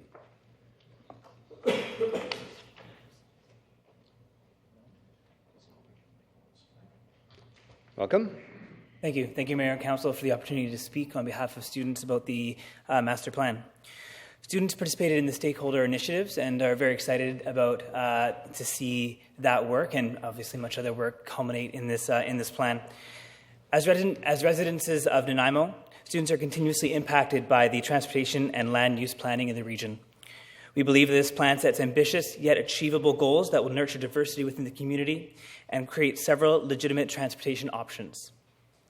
In particular, we'd like to commend the proposals to increase transit hours, improve infrastructure for bicycle commuters, and to boost the overall walkability of the city. Walkability is a key to achieving an accessible city through this master plan. So the sidewalk is much more important than a slab of concrete. It's the basis on how the community moves. In every decision, commuters are looking for the safest, most efficient way to get from point A to point B. And this means that when promoting public transit, the city must also think about and identify how someone will get from work to a bus stop and from the bus stop to their home. Well-planned walkways, roadways, and crosswalks will help commuters feel safe when they're not only just on the bus. But beyond safety and access, the city and its citizens will benefit from well-constructed walkways by encouraging pedestrian-friendly leisure activities. The plan illustrates how sidewalks that are sufficiently wide can support different uses such as landscaping for city beautification, a pedestrian zone, and frontage zones for patios, bike racks, and other uses. Now, while transit planning falls primarily to the RDN and BC Transit, it's reassuring to see such emphasis being placed on public transit in Nanaimo. The layout of Nanaimo presents significant challenges to students who rely on public transit to travel efficiently throughout the city. The high cost of post-secondary education and financial barriers therein often means that public transit is the only affordable transportation option for students. Therefore, as a means to further attract students to VIU, it would be wise for the city to invest in public transportation infrastructure. The layout of Nanaimo and structure of bus routes cause many bus trips to require transfers between bus routes, and this delay can be inconvenient, especially when the wait can be upwards of 30 minutes or more. These delays simply don't allow Nanaimoites to view public transportation as a reliable, efficient means to commute. It's because of this that supporting the establishment of a frequent transit network is a welcome aspect of the plan. The goal of the network, to provide frequent, direct, and reliable connections between areas of the city with the highest demand, aligns with students' goals of utilizing public transit to efficiently commute from home to school, from school to work, and back to home. Students also support the modernization of transit services, such as the development of online transit trip planning tools, a mobile site to see transit schedules and routes, next bus information, and so on. We live in an era where people expect information at their fingertips the moment they want it. So the convenience of this information is a motivating factor that can mean the difference between taking the bus or using a personal vehicle. The plan also highlights connecting VIU to downtown and downtown as one of the highest priorities for the on-street cycling network. It notes that both neighborhoods already share the highest levels of walking, cycling, and transit use, and that both offer strong opportunities to expand the use of sustainable transit modes. Many students at VIU, as well as faculty and staff, make a conscious effort to use cycling as their primary source of transportation to and from campus. In fact, the university and the Students' Union have recently invested in the construction of 2 covered bike parks for over 80 bikes, as well as bike tune-up station and free access to bike repair kit. Investments like these help to encourage the use of bicycles as a viable transportation option. However, without a network of safe bike lanes or cycle tracks, there's only so much we can do. The planned strategy for development of the cycling network will have a positive impact on students' ability to travel safely and efficiently to and from campus. Now, it's clear that a history of city planning that only considers personal vehicles as a form of transportation has left city planners with significant challenges. As students, we believe that the future success of our city relies on forward-thinking initiatives that promote diversified transportation options. We believe that Nanaimo has the potential to become an example of a world-class city that understands the varying needs of its citizens and that meets those needs with sustainable choices. Students take pride in the community they live in. This pride translates to personal connection that can last a lifetime, and this has the potential to produce economic benefits that support our community well past graduation. It is, of course, important to note that this plan will only succeed if proper resources, as well as collaboration among municipal departments, is provided for full implementation. And the Students' Union looks forward to working with Council as a stakeholder group if the opportunity provides as the implementation rolls out. Thank you very much for your time. Thank you, Mr. Musby. We've got a couple of questions for you, but I was just going to start off. Can you deal with or discuss the matter of the UPass? Is that something that is still on the books, or where are we with that? It's something that I think the students may gain by, but I would be interested in your perspective. I had a feeling you'd be asking about that. Yeah, certainly, and the Students' Union and the RDN have been in discussions on and off for quite some time about the idea of a UPass, especially since they were first rolled out at UVic in the late 90s. There are 2 key factors that are stopping students from wanting to have a mandatory user fee for transit at this time. Number 1 is that the number that the RDN has been putting out in negotiations is frankly unpalatable. It's far higher than it should be, and certainly based on the kind of transportation that's being offered through the existing infrastructure, as I said, it's unpalatable. And the second thing is the infrastructure.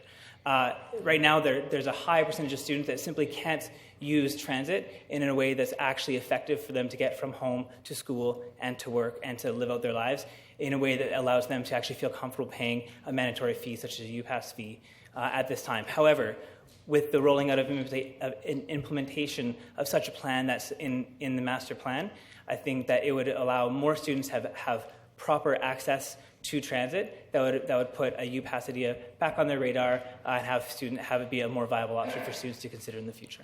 Okay, thank you. I've got a couple of questions yet. Councillor Anderson. Thank you, Mr. Chair, and just thank you, Mr. Olson, for your presentation. It was good to hear what students at VIU would like to see from this plan, and also the work that you've been doing on campus as well. It is much appreciated.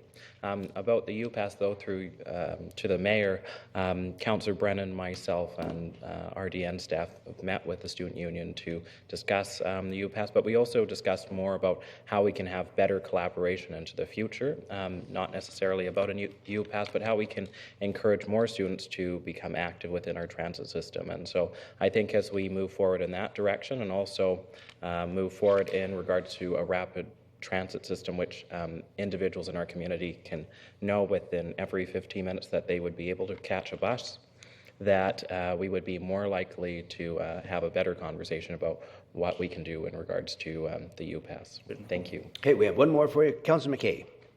Thank you, Worship. Thank you, Mr. Olson. I'm really impressed with your knowledge of the subject matter. It's quite incredible that the depth at which you and your organization seem to understand it. What I would really like to know, you made a couple of comments. Number one, the ability to tell by a device, one of these, as to when the next bus will be arriving. I mean, that technology is definitely there. Are they using it in Vancouver now? They are. They are? They are, and it's very useful. Okay. I lived there for 5 years, and I found it a very useful tool to be able to properly plan my schedule and my activities. Well, I have to admit that you also brought up the other issue of trip planning. They have a fantastic trip planning capability, and I use it all the time when I'm in Vancouver. It's quite amazing. I would really like to know if there would be an opportunity or a desire. I might direct this question to our staff as to whether or not conversations with the student union, based on their very good understanding of what they want to do and where they want to go, whether that would be helpful in answering some of the questions that were raised today. Mr. Chair, if I may interrupt, because I think I may be able to answer your question, that within the Transit Future Plan, we actually talk about having the trip planner. And also I was in Kelowna for the BC Transit Workshop, and within the next few months, you'll actually be seeing on the BC Transit website the trip planners that Vancouver has to be able to plan your trips. But I don't know if that answers your question. It actually doesn't. Thank you for that. Keep up. Anyway, Councillor Brennan, you had something?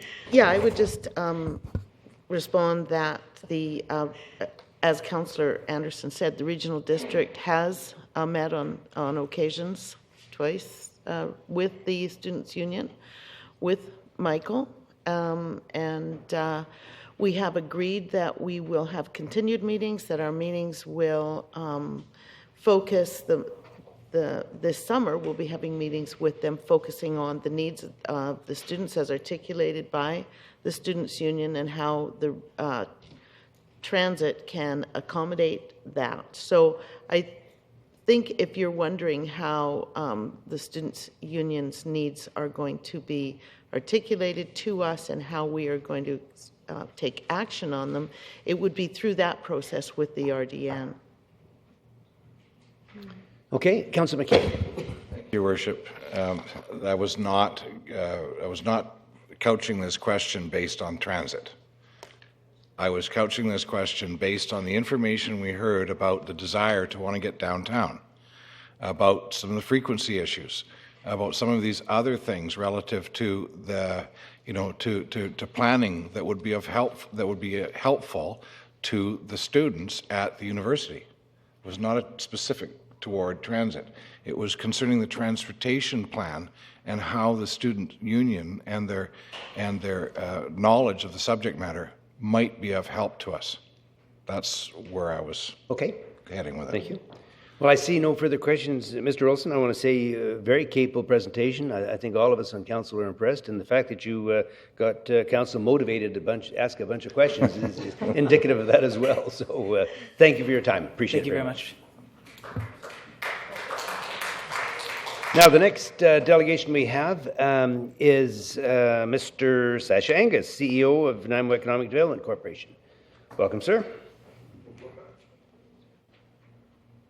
Thank you, Your Worship, and members of council. We'd like to start, I guess, by saying thank you for your leadership in undertaking this process. As an ADC, we're happy to contribute to it and provided what information we could. around the economic impacts of transportation. And they're not insignificant. Transportation is a major component of our local economy. It's a major component of our cost of doing business. And so having an efficient system that allows for the movement of people, goods, and services is very important to our long-term economic prosperity. I was actually looking at the previous presentation, which showed a slide of actually Goldstream Avenue in Victoria, BC, or Langford, as it is, and I grimaced because I used to sit in the Colwood Crawl for about an hour and a half twice a day, and I know what an impact it has on economic development, both from a capital investment perspective, as well as an ability to attract and retain people in our community. So my 12-minute commute these days, 14 minutes if I hit a light, is a significant advantage that we have as a community that we need to maintain. And so thank you, Council, for your, again, for your leadership in going through this process and making sure that we don't get behind the 8 ball like Victoria has gotten and the Lower Mainland has gotten, and spending hundreds of millions, if not billions of dollars to get back out in front of it is something that we think should be a priority for the community going forward. So thank you again for everything. Good points on that, and no questions on it. Thank you very much. Now, the final delegation is Mr. Andre Sullivan. Mr. Sullivan, welcome, sir.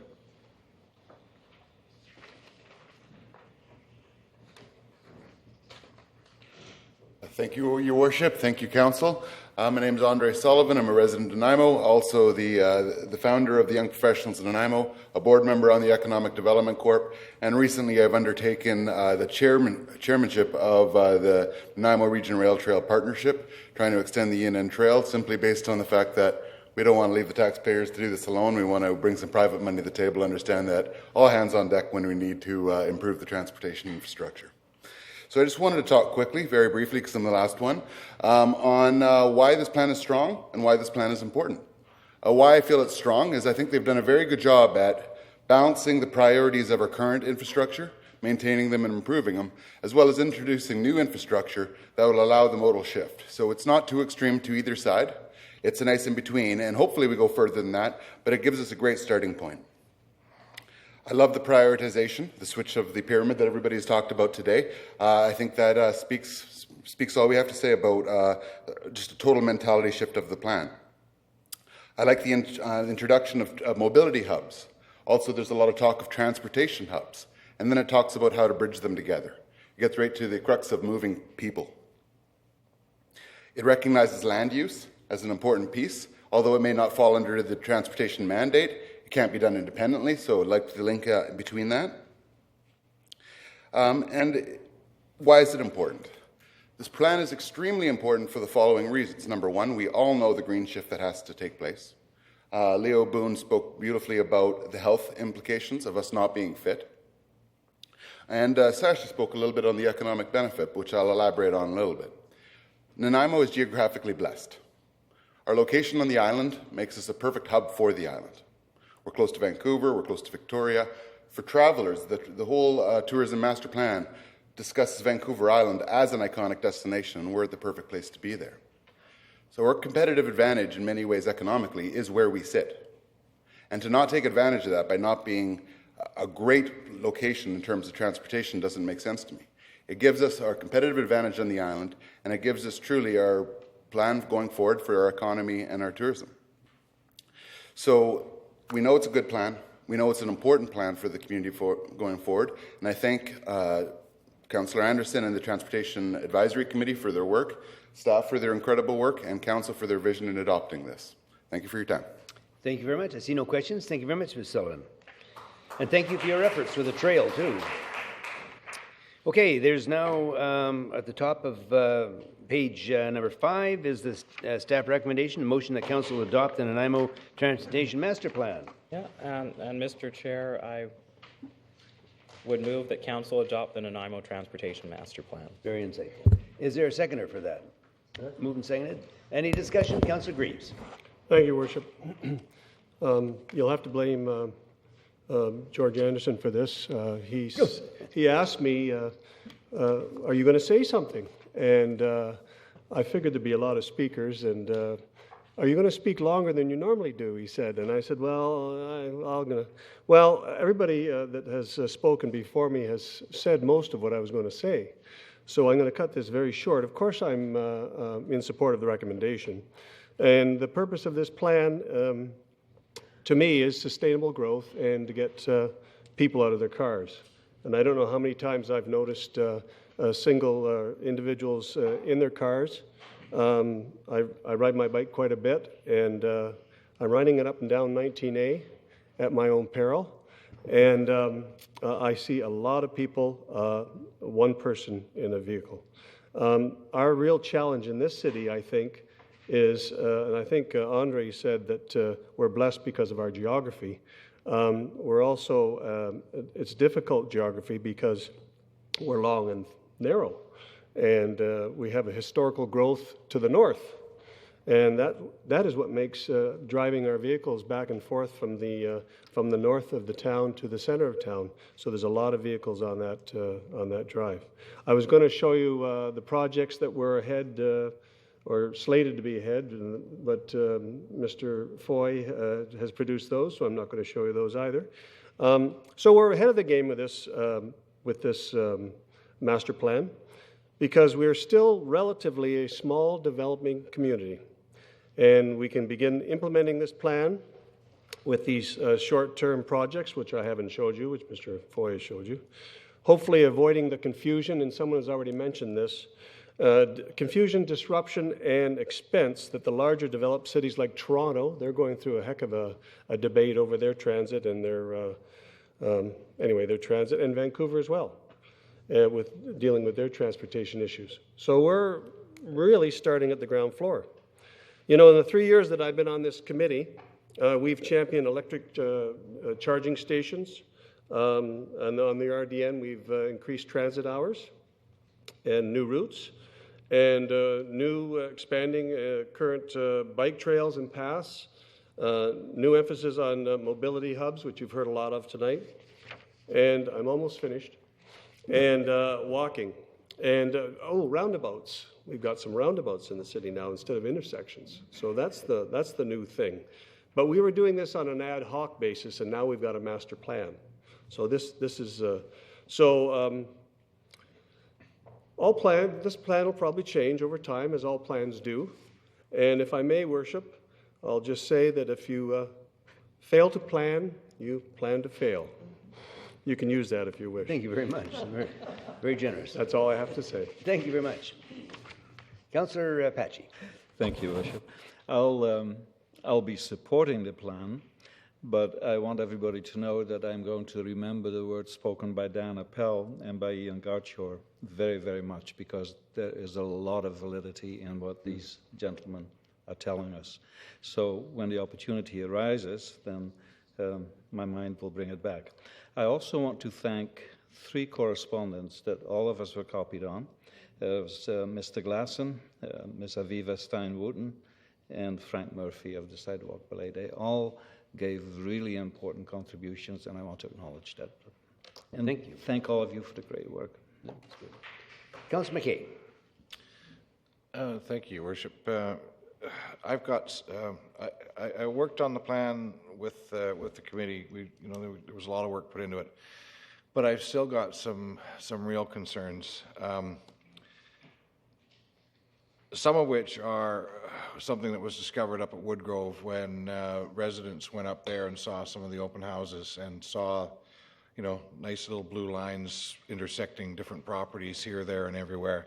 I've got a real concern that we're continuing down this path of creating plans where the landowners whose property we're planning to work with don't know. We do it with zoning bylaws, we do it with OCPs, and I got a real concern with that. The transit hub, I noticed one of the things that was talked about in the downtown transit exchange. We talk about encouraging BC RDN Transit to develop master plans, work with RDN, etc., and private sector to provide passenger amenities at and around major transit exchanges, frequent transit network stops, and other high activity stops. One of the things that's missing in here that I've brought up numerous times that I still don't see addressed is the issue of others being involved in transit exchanges. If you go down to the U.S., you'll see trains coming into an exchange. You'll see Greyhound coming into the same exchange. You'll see small local services coming into this exchange. And you'll see municipal services coming in the exchange. Whereas this one here, we keep forgetting about the fact that we've got other people on the island. We have Tofino Bus. We have Greyhound. We have Island Link. And I'm fearful that when we start developing a transit exchange downtown, that we're going to look at those people not as purveyors of transportation, but as commercial opportunities. And we're going to try and get the greatest amount of yield out of them to use our facilities as possible. Meanwhile, they pull up alongside buses that we heavily, heavily subsidize. And there seems to be an imbalance there, and I see it's still missing in the plan, that there's no contemplation for inviting others into our transit exchanges, particularly the one we're talking about down on the Wilcox property. Cycling. I was very interested in what Mr. Olson said about cycling, particularly in the university area, and I've got some concerns about some of the street planning in that area, that we're not taking advantage of people's habits and what people would like to do, particularly along Bruce and Wakasaya. That in my opinion, they should be considered to be our very, very first and biggest priority for cycle tracks. Because it's one of those things where a lot of people believe that changing habit takes an awful lot longer than what it really does. When the Harbour Links was running, we saw people changing their travel habits virtually overnight when they saw how easy it was. It was quite surprising, the number of people that left their 3/4-ton pickup truck at home, and when they went to Vancouver, they took a passenger-only ferry and transit on the other side. Done properly, it won't be as long to make that transition and change the mind of people as we think. And the last one is the planning. I'm really concerned about the land use issues that I don't see addressed. Yes, we talk about hubs, we talk about mobility hubs, but if we take a page out of some of the other communities like Langley, for example, and Surrey, and some of the places in there where you look down on an aerial view and all you see is roofs because they've crammed so many houses in such dense areas. And people have to drive their car to go to the store because they're not complete neighborhoods. And I really think that this is an opportunity that we should emphasize more on the land use and how we're building sustainable neighborhoods, that you can go to the store and buy a loaf of bread that's just a short walk away. You can go to a medical office that's just a short walk away. So anyway, that's all I have to say, but I do support the plan. Okay, Councillor Bestwick.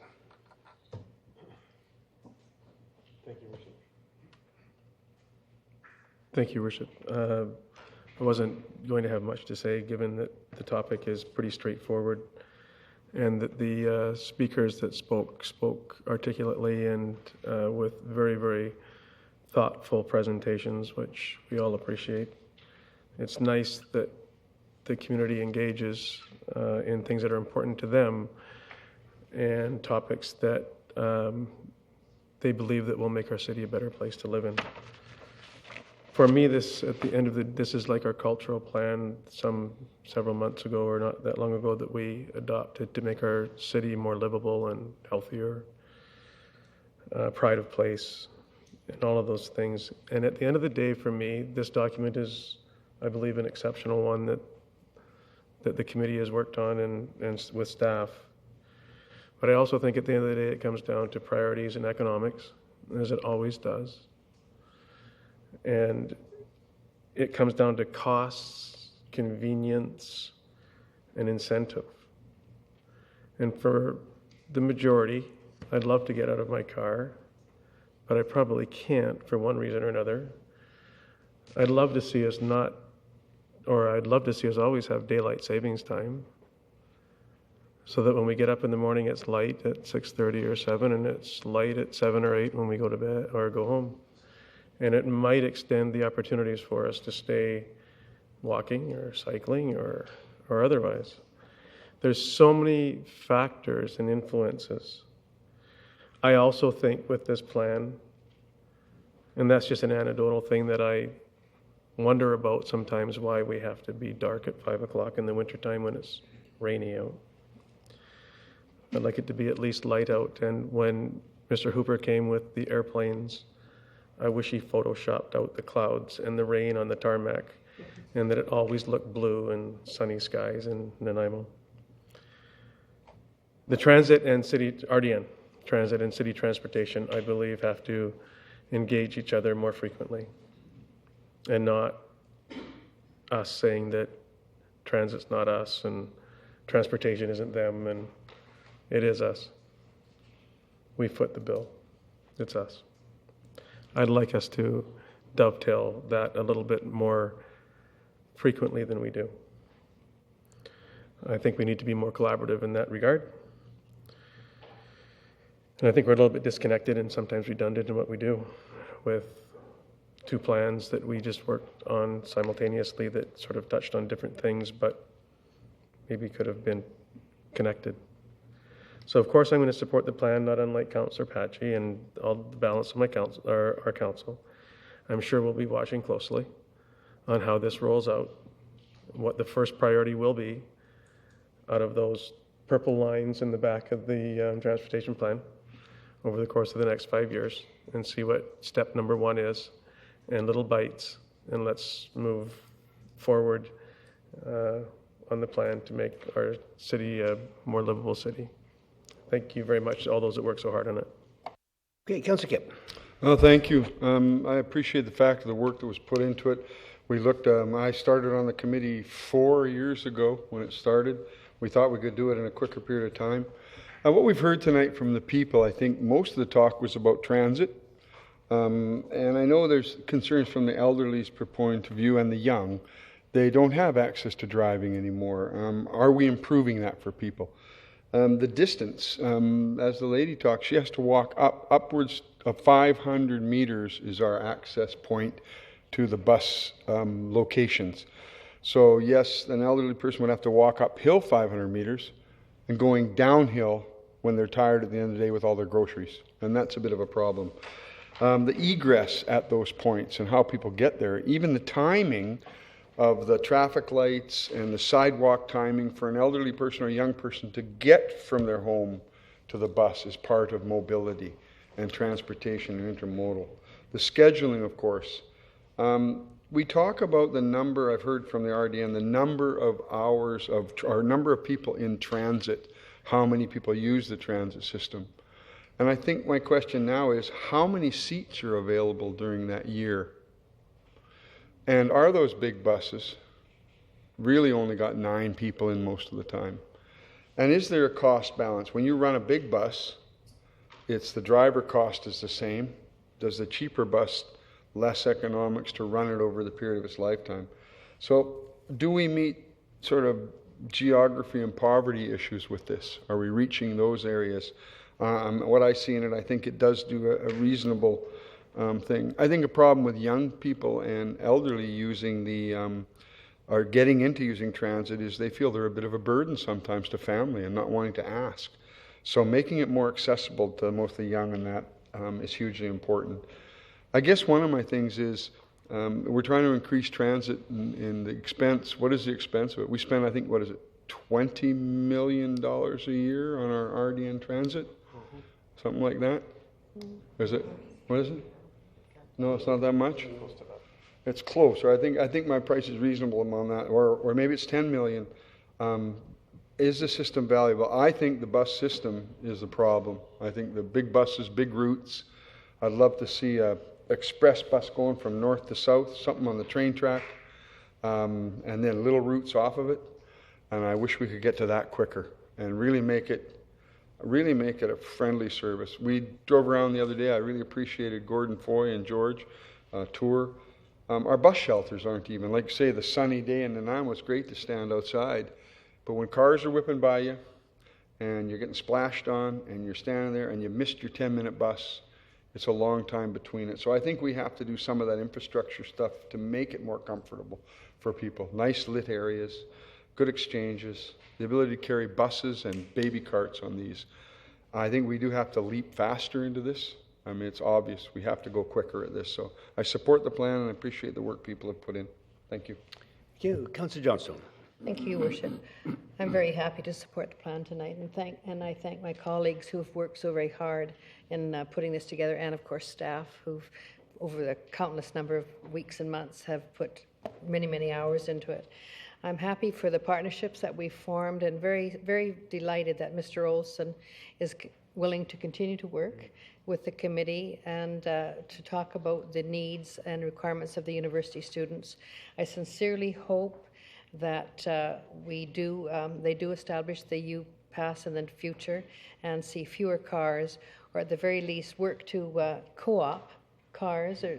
I know it's difficult for university students to get to university because the times are different and they have to access the libraries and the computer labs, etc. But there's a lot of traffic coming into our town from Ladysmith and Points North as well. So I'm happy with the plan, and I want to see it grow, and I'm glad that it's a workable, livable plan that will people can add input to in the future. And I believe Mr. Foy said, and I don't know if he said tonight, that this is the largest number of participants we've had in any plan in our city. So close to 1,500 have taken part. So thank you to all our citizens. Okay, Councillor Greaves. Thank you. I'll be very quickly. I just want to, Your Worship, I'd like to answer Councillor Kipp's comment about the Southern Community Transit. I think he's dead on with the 20 million expenditure, but it's the revenues are 12.5 million. So it balances out. The net cost is about $7.5 million. But you were $20 million expenditure, but the revenues were 12.5 million. So And 12 of the 12 million, there's a big portion comes from BC Transit yes, subsidy. yep. Are you on or off? You're on? No, you're on. I saw your name flash. You're back on? Go ahead. Yeah, thank you, Mr. Chair, and thank you to everyone who came out and spoke. I think that they're very valuable comments, and I think that we'll take all of these comments into account as we go through. I was just wondering if, before I continue, if Mr. Foy had a couple of comments based on some of the discussion around the table, such as the cycle tracks and so on. I'm not sure exactly how this works, but okay, there we go. So I just wanted to highlight that within the plan itself, one of the things we did is take a look at different cycling facilities across the world that are being used to build cycling networks. And we included cycle tracks specifically because we wanted to have that tool in our toolbox available to us where it made sense. And Councillor McKay's proposal about looking at Bruce Avenue is an interesting thought. We may be worthwhile to do an evaluation of both options, look at bike lanes, look at cycle track, and have a sense of what that solution might look like and what it might cost us, not as much just because of Bruce Avenue, but because we haven't built one before.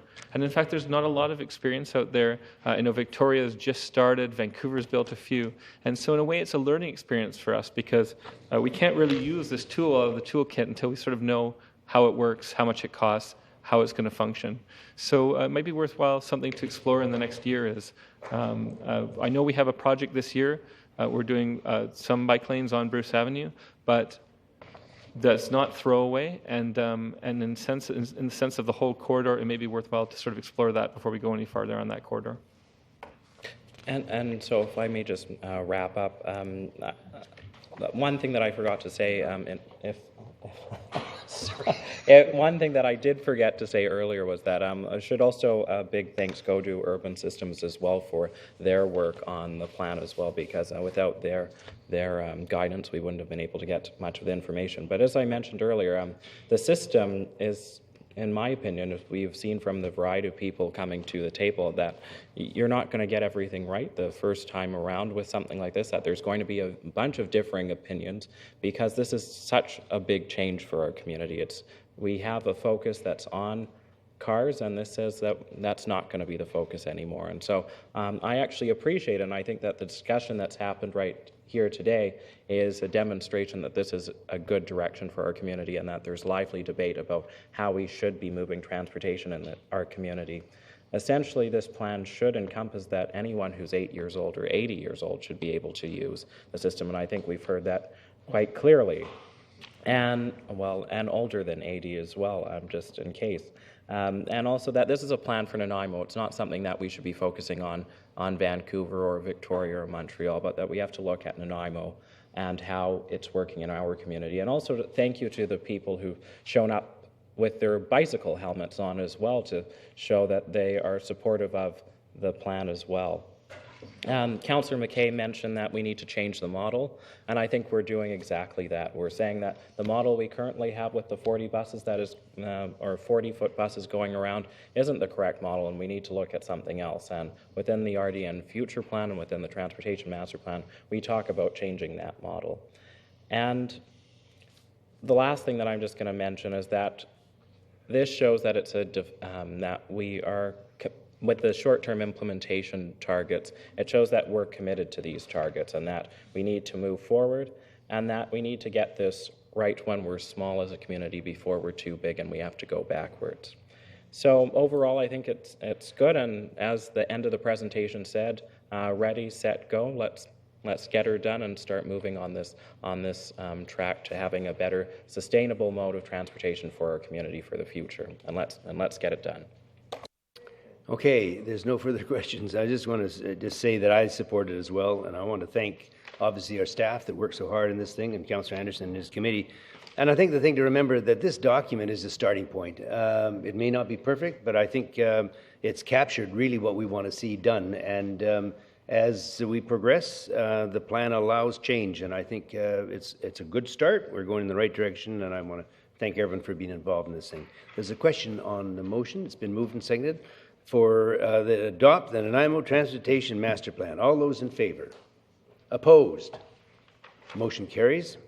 And we now move into... sorry?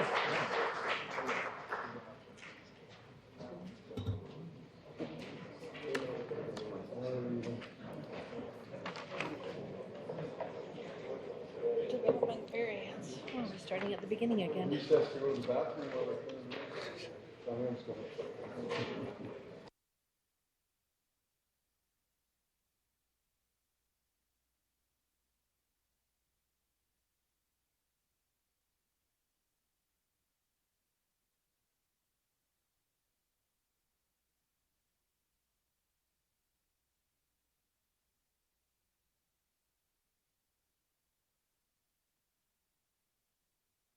Okay, let's move back into our agenda. We're back to item 8A, Corporate Services, Development Variance Permit DVP 233 at 2242 Neil Drive. It's requested that Council hear anyone wishing to speak with respect to DVP 223.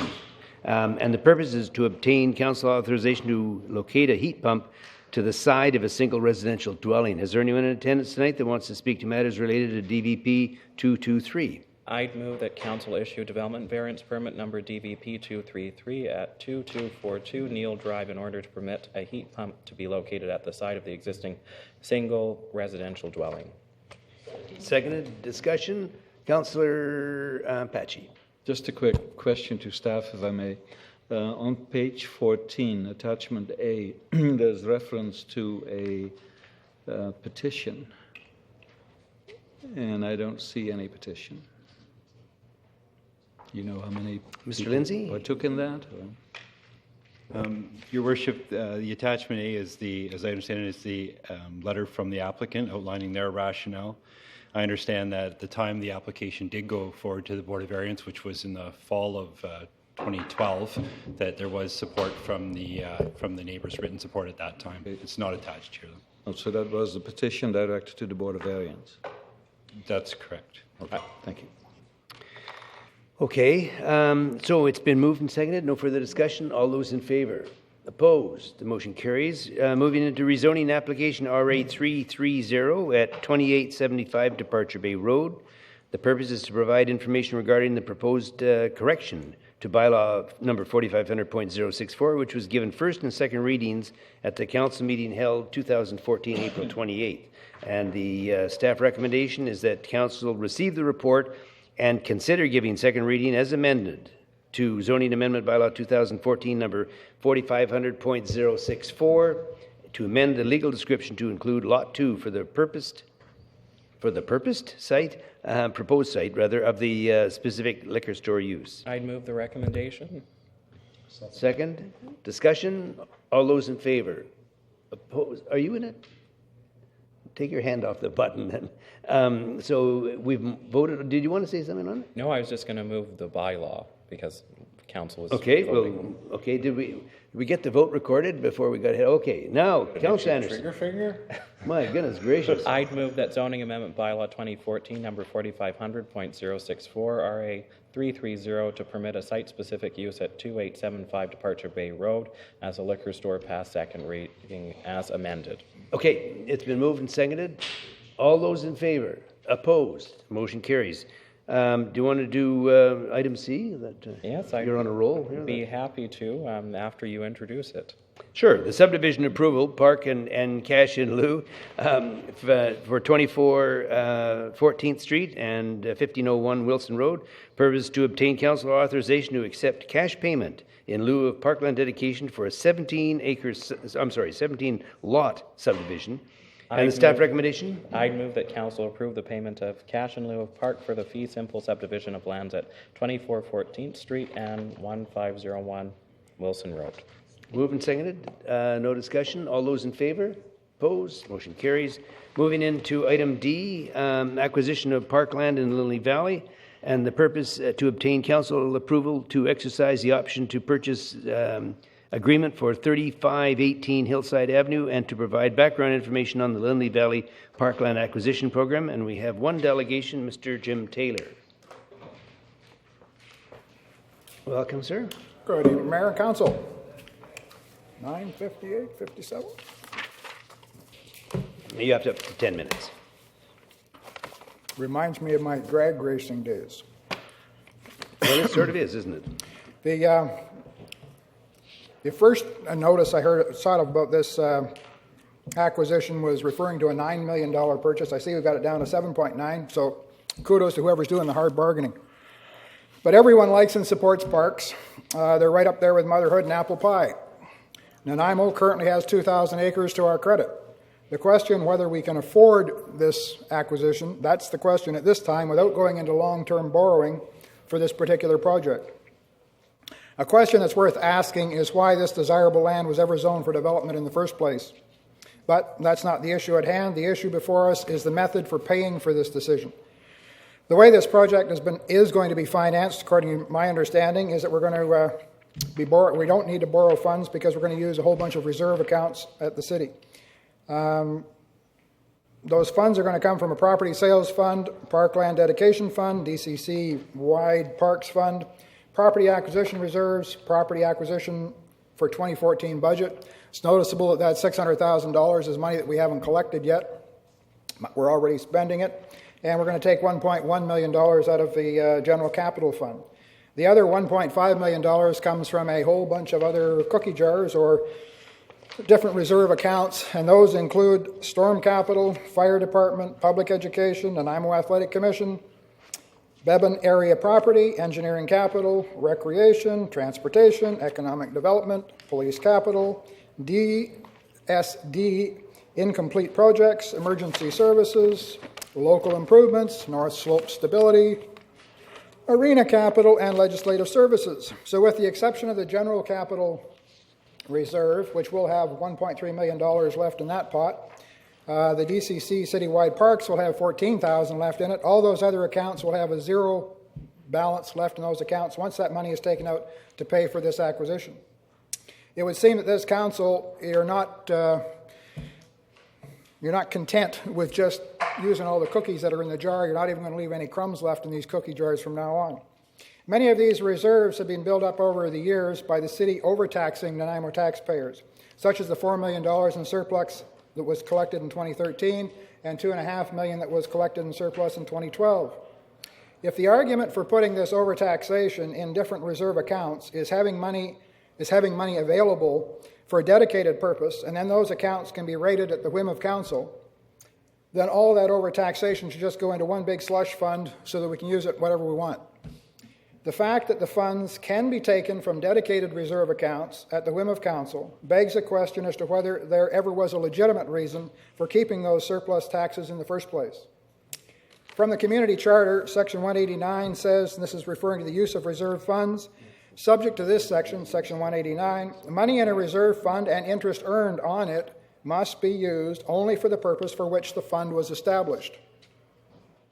What would be preferable is to quit raising taxes year after year when it is not necessary based on the surpluses that we're experiencing. Obviously, we're collecting more taxes than what we really need to spend, so we keep putting it away in these slush accounts. There was no need for a tax increase this year or next if last year's surpluses had been used this year. Clearly, we do not have the funds for this parkland purchase, and the only way it should be funded is by long-term borrowing, which is consistent with the policy that a major project which has long-term benefit should be supported with long-term financing so that future users may also share in paying for the project that they are benefiting from. The fact that this multi-million-dollar purchase has to be cobbled together in such a fashion is witness to the result of questionable spending by this and previous councils. We are finally seeing the results of spending tax dollars like there is simply no tomorrow. A few examples: the $75 million building we're sitting in, $15 to $20 million shiny new office, my favorite one, $10 million for a few feet of roadway up at Quarterway, $1 million for some pretty new pictures in the pool areas. I don't know how many millions of dollars it's going to cost us to maintain our own local 911 service. We got $200,000 on an end wall of a $300,000 building. We're going to have to spend $6 or $7 million on a trestle down at Wilcox that leads to property that we don't own. And those are just a few examples of some questionable spending that's leading to our now having to raid all these different cookie jars to come up with $8 million to buy property with an assessed value of $2.5 million. This council should borrow the funding and allow future beneficiaries to contribute to the purchase. The only reason for not borrowing this $8 million or whatever it is if this council doesn't want Nanaimo taxpayers to have a say whether they think we can afford this purchase at this time or not. I would hate to think that that is just a vote-buying exercise, given that this is an election year. One thing is very clear, however, and that is that this council has never seen a tax dollar that you're not willing to spend. When the city finance director prepares the report on the current funds that are in reserve accounts, I hope he's instructed to also bring a report that shows how many funds were in these reserve accounts in 2008 and 2011. It could make for some interesting comparisons. Now, if this cookie jar is so empty that this is what we have to do to come up with $7 or $8 million, I will wonder what we're going to do with some of these next looming expenses we've got. Colliery Dam's going to be millions, doesn't matter what we're going to do with it down there. Nanaimo Recycling Exchange, I understand, is looking for $2.5 to $3 million. Victoria Road Theatre, if we keep it, we're going to spend another $700,000 on that one. Wilcox Property Trestle is $6 to $7 million at the very least. Who knows what kind of money we could get into if we have to start shoring up or filling in all these dangerous mine shafts we discover all around town. And then we've got the big one down the road, which is $100 million or whatever for some new dam for our new water supply.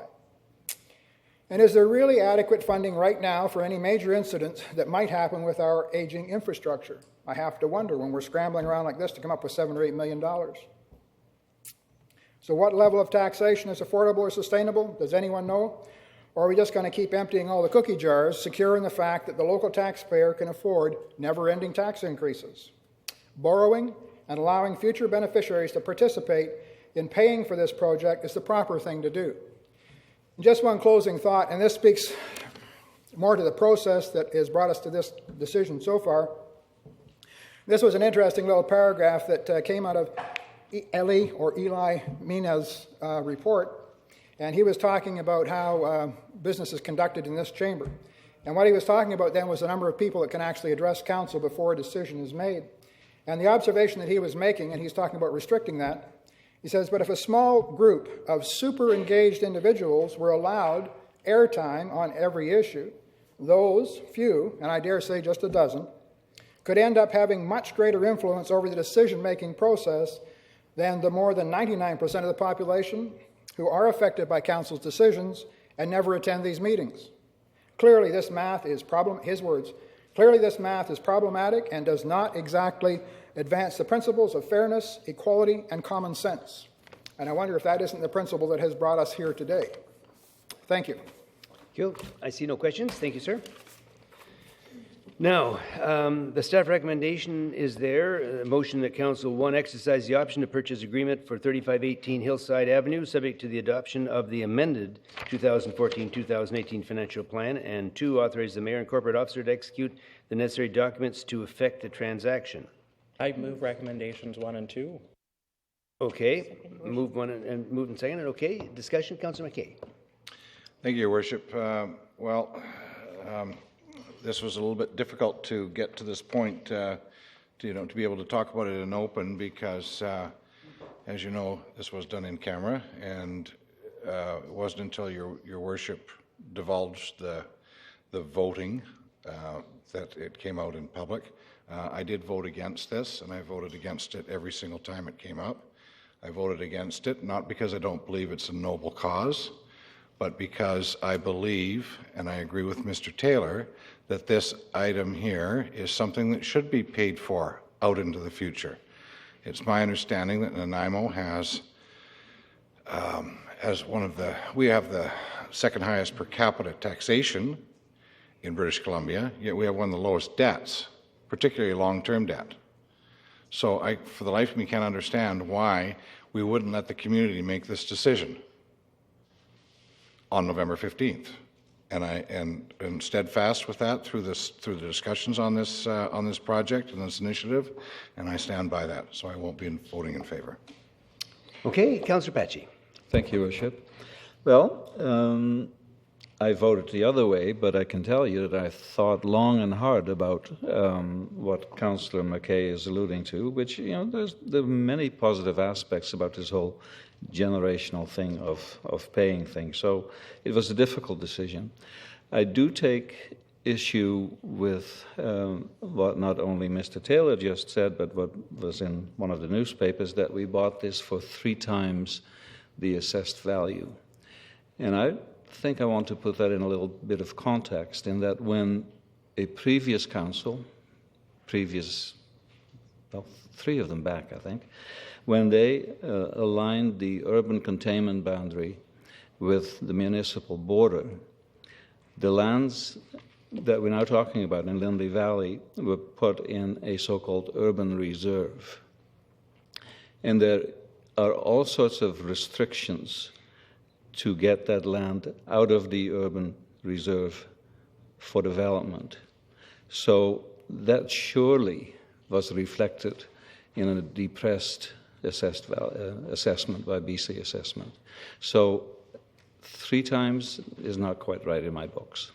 It's, ultimately the market gets what it's asking for, and I'm not denying that. But the 3-to-1 is a bit exaggerated as far as I'm concerned. Councillor Beswick. Whoops, sorry, Your Worship. Oops, sorry again.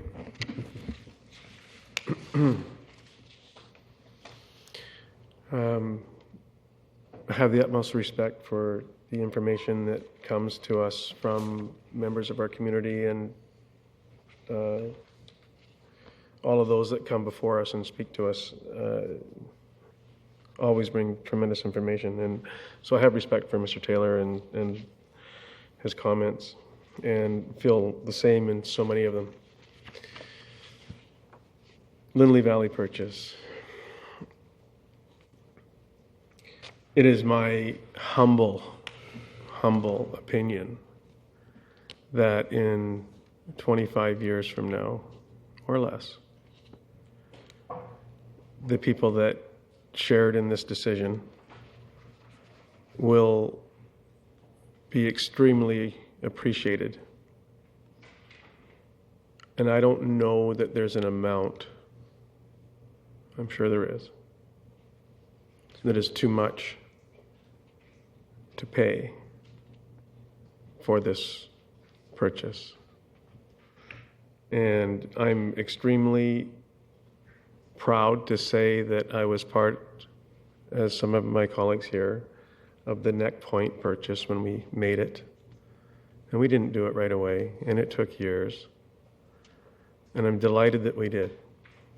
And I think the majority of our community is probably equally as pleased about that, then and now. I think that the majority of our community will be equally as pleased about this expenditure. However we arrived at and it can always be debated, it was too much. We should have done something else.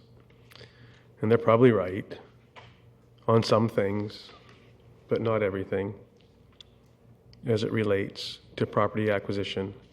To take large tracts of property that if you don't buy one, you don't buy the other. If you don't buy the other, you don't buy to make it a contiguous part of our system. And if we took that to referendum, the likelihood of us being able to keep the price actually where it was would probably not exist. And so, in fact, we did have to act, and one of the properties has already got an offer on it that we may, at the end of the day, not end up purchasing. I think I'm allowed to say that. Am I allowed to say that? I don't know. Yeah. So, Now you are. I guess I don't know, Yeah, slap yeah, my that's- wrist, whatever. Do whatever you got to do. So, if I am unelected, or because of just being a part of the decision makers to preserve and protect this area, which I'm going to tell you right now, saved us more money than it cost us. Because we were going to drive that 100 line right through there. And you heard that earlier in the Transportation Master Plan conversation and discussion. That would probably cost us about $12 million by the time we get to do it. And that's one of those assets that we don't have to add into our asset infrastructure. And if all you out there have to leave your house to get transit a minute earlier and drive slower along Hammond Bay to get where you're going, well, you can thank or criticize us for not driving that 100 line through there.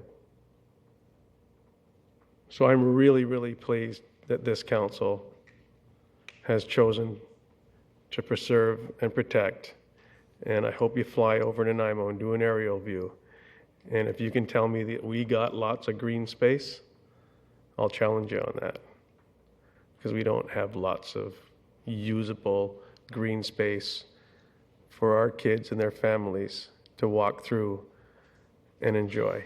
So I'm really, really happy that we spent this money on this purchase in 2014. Thank you. Councillor Johnstone. Thank you, Your Worship. It's okay.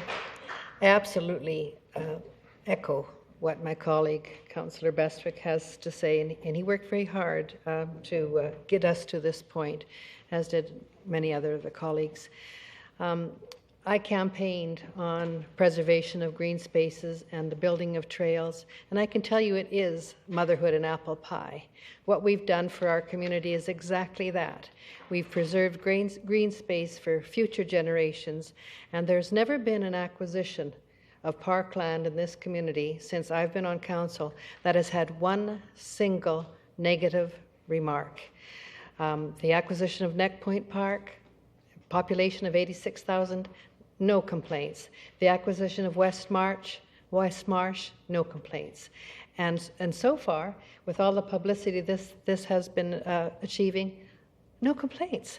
People are very, very happy that we've acquired this land, and I am very happy as well. So be pleased to support it.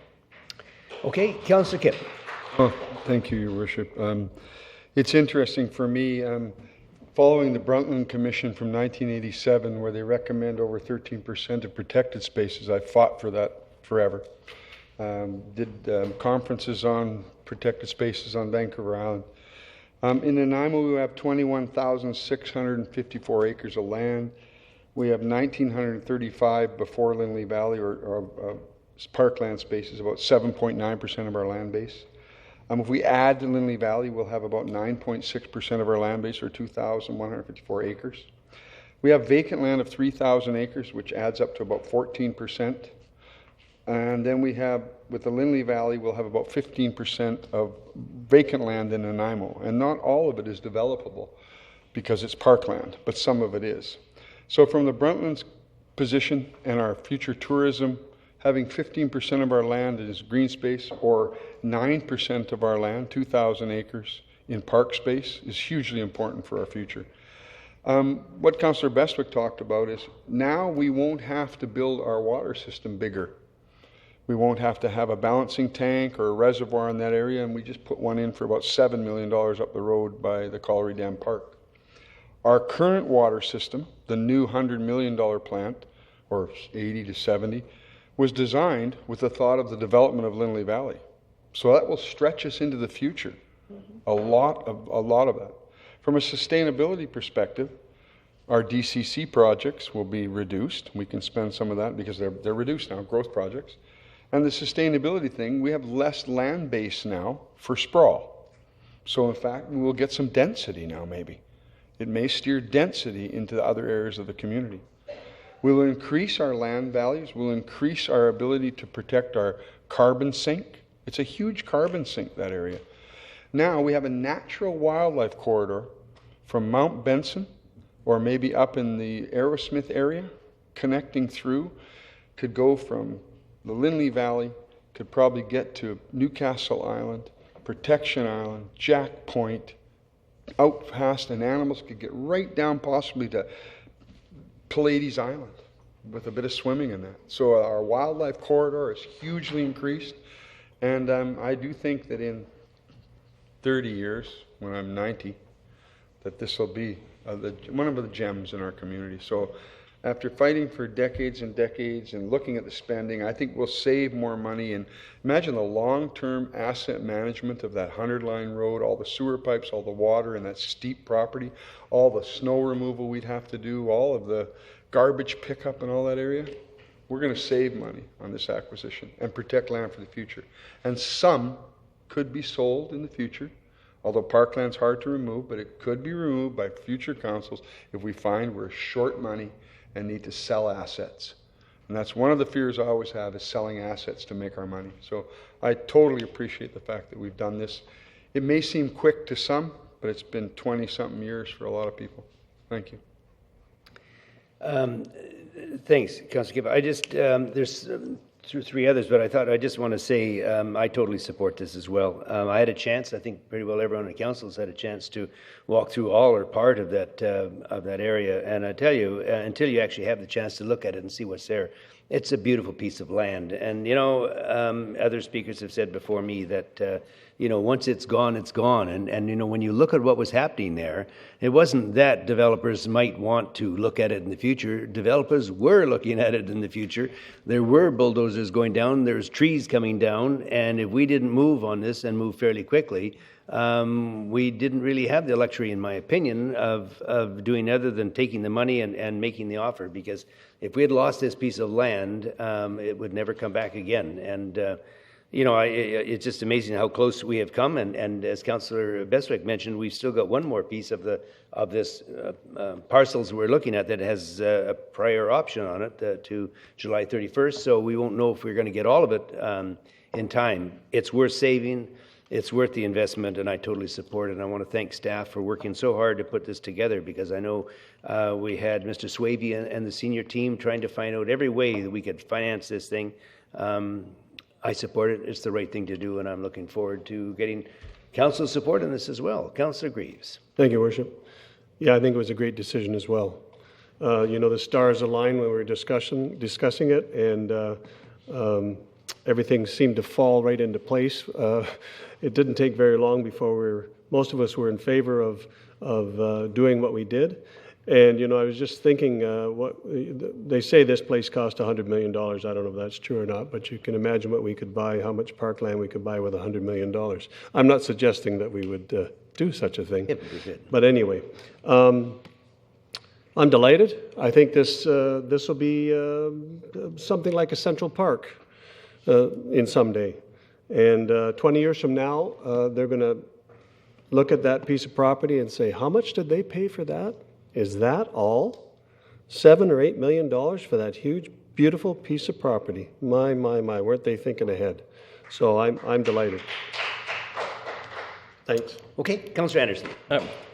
Thank you, Mr. Chair, and as Councillor Greaves tends to say after everyone else speaks, that I don't have much to say anymore. But I will say, I'll repeat some of the comments that I was disappointed, I think it was last fall when there was a motion to talk about purchasing Lindley Valley and we didn't move forward on it, and or 2 falls ago. And we were finally able to do something about it now. As I said when I was valedictorian of my class, you don't inherit the earth from your parents, you borrow it from your grandchildren, and I think that's exactly what we've done in saying that we want to purchase this property, that we're looking to the future and saying that it's important that we save this for future generations. And also the savings that come along with it. We just went through a long process with the Transportation Master Plan, but it was amended because of the purchase that we made, which I think goes to show that we can now focus more on those alternative modes of transportation. So as the Mayor said as well, once the property is developed, it's gone and you can't get it back. And so I think that this council has made a very future-thinking decision. Well, hopefully they'll make the decision in a couple of minutes when we vote, but making a future and forward-thinking decision on what we should do with our resources. So I'm fully going to support this, and in 50 years or 60 years, I'll make sure to tell everyone that I'll make sure to say that it was all of the other members at this council table and staff who made it possible. Oh, please. Just halo me. Yeah. Councillor Brennan, we'll give you the last word. Okay, thank you. I believe that this is an iconic piece of property for Nanaimo. And while I wasn't born here like some of us, I've been here since 1976.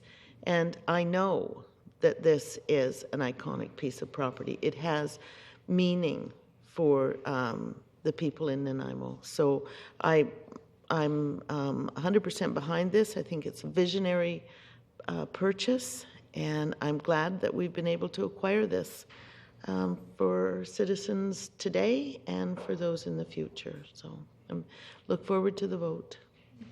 Okay, so with that point in mind, we'll call a question on it. It's been moved and seconded. All those in favor?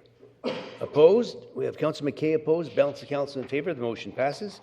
And now we're moving on to unresolved building deficiencies, notice untitled section 5.7. It's requested that council hear anyone wishing to speak with respect to unresolved building deficiencies for the properties listed below. And the staff recommendation is that by motion that council instruct the corporate officer to file a bylaw contravention notice respecting the properties listed below with the Land, Title and Survey Authority of British Columbia under section 5.7 of the Community Charter. First property is 695 Abbey Lane, authorized second suite. Unauthorized, I believe it was. Is there anyone in attendance that would like to speak to matters related to 695 Abbey Lane?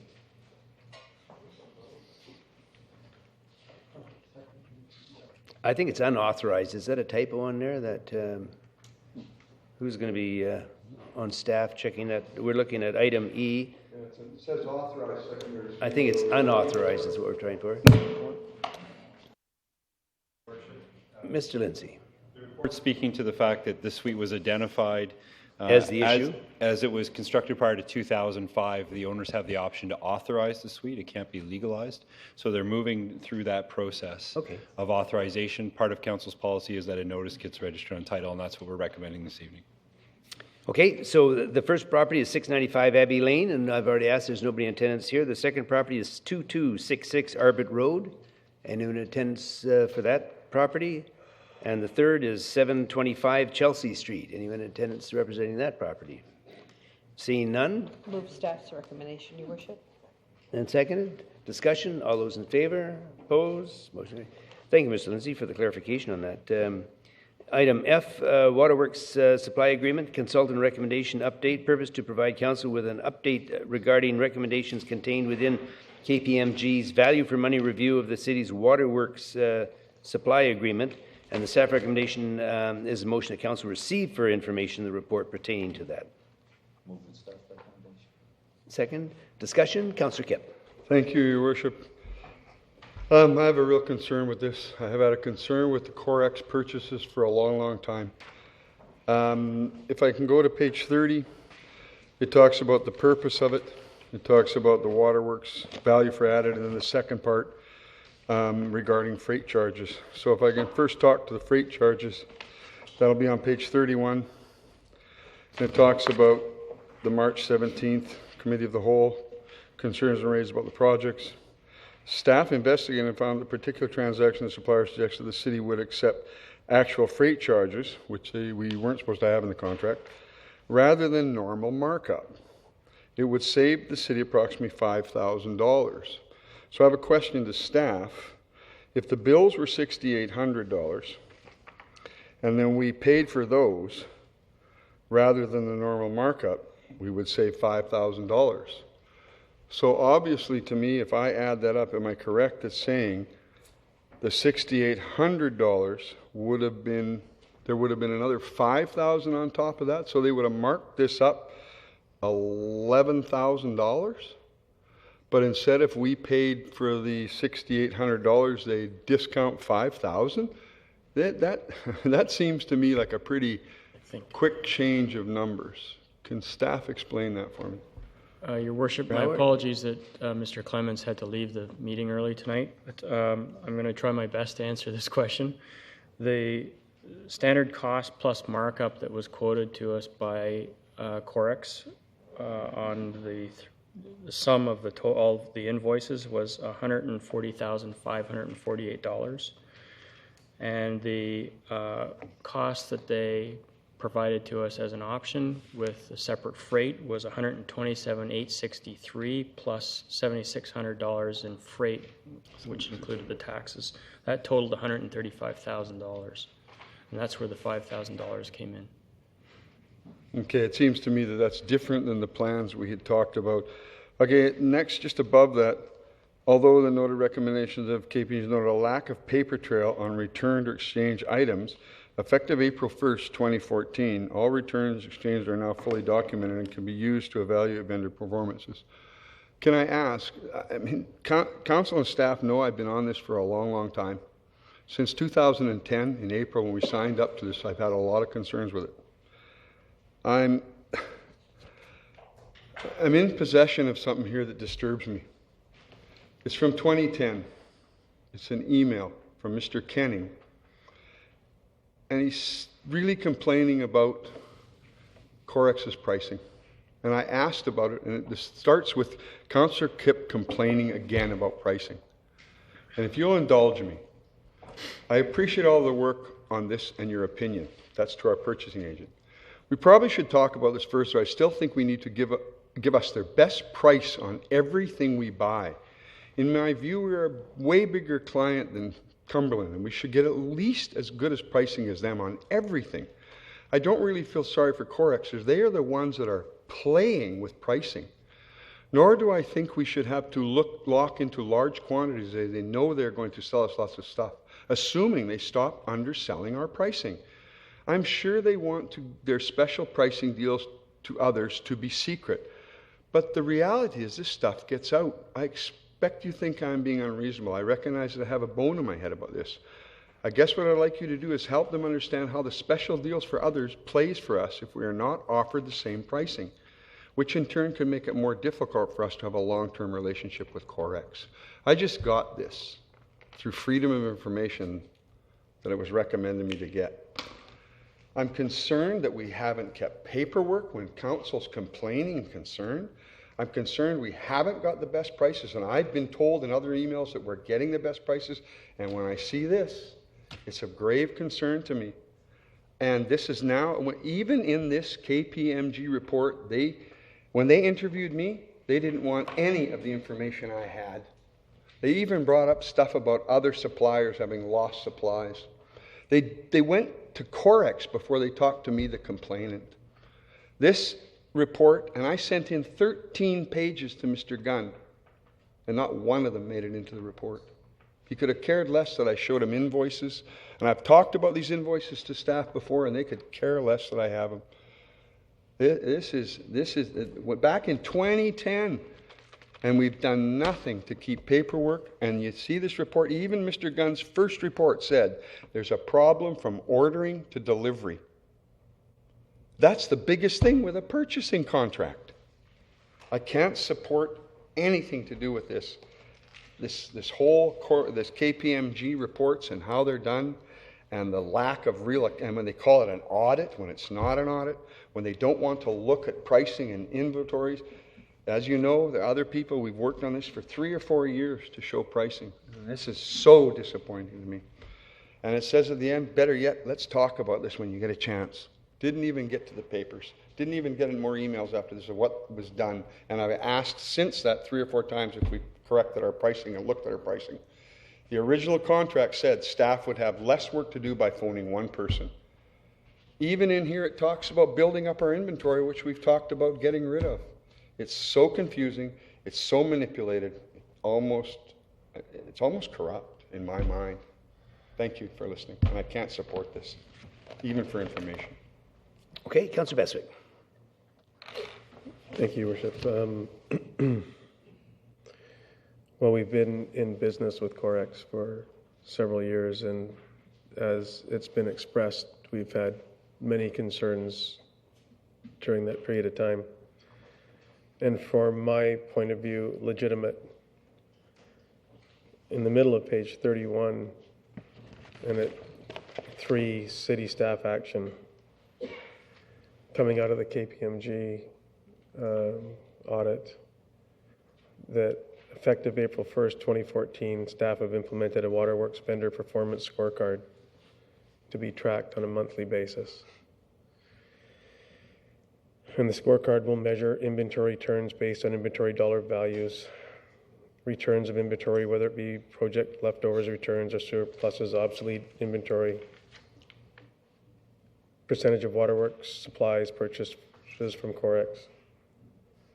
And right beneath that last bullet, it says, although not part of the recommendations, KPMG noted a lack of paper trail on returned or exchange items.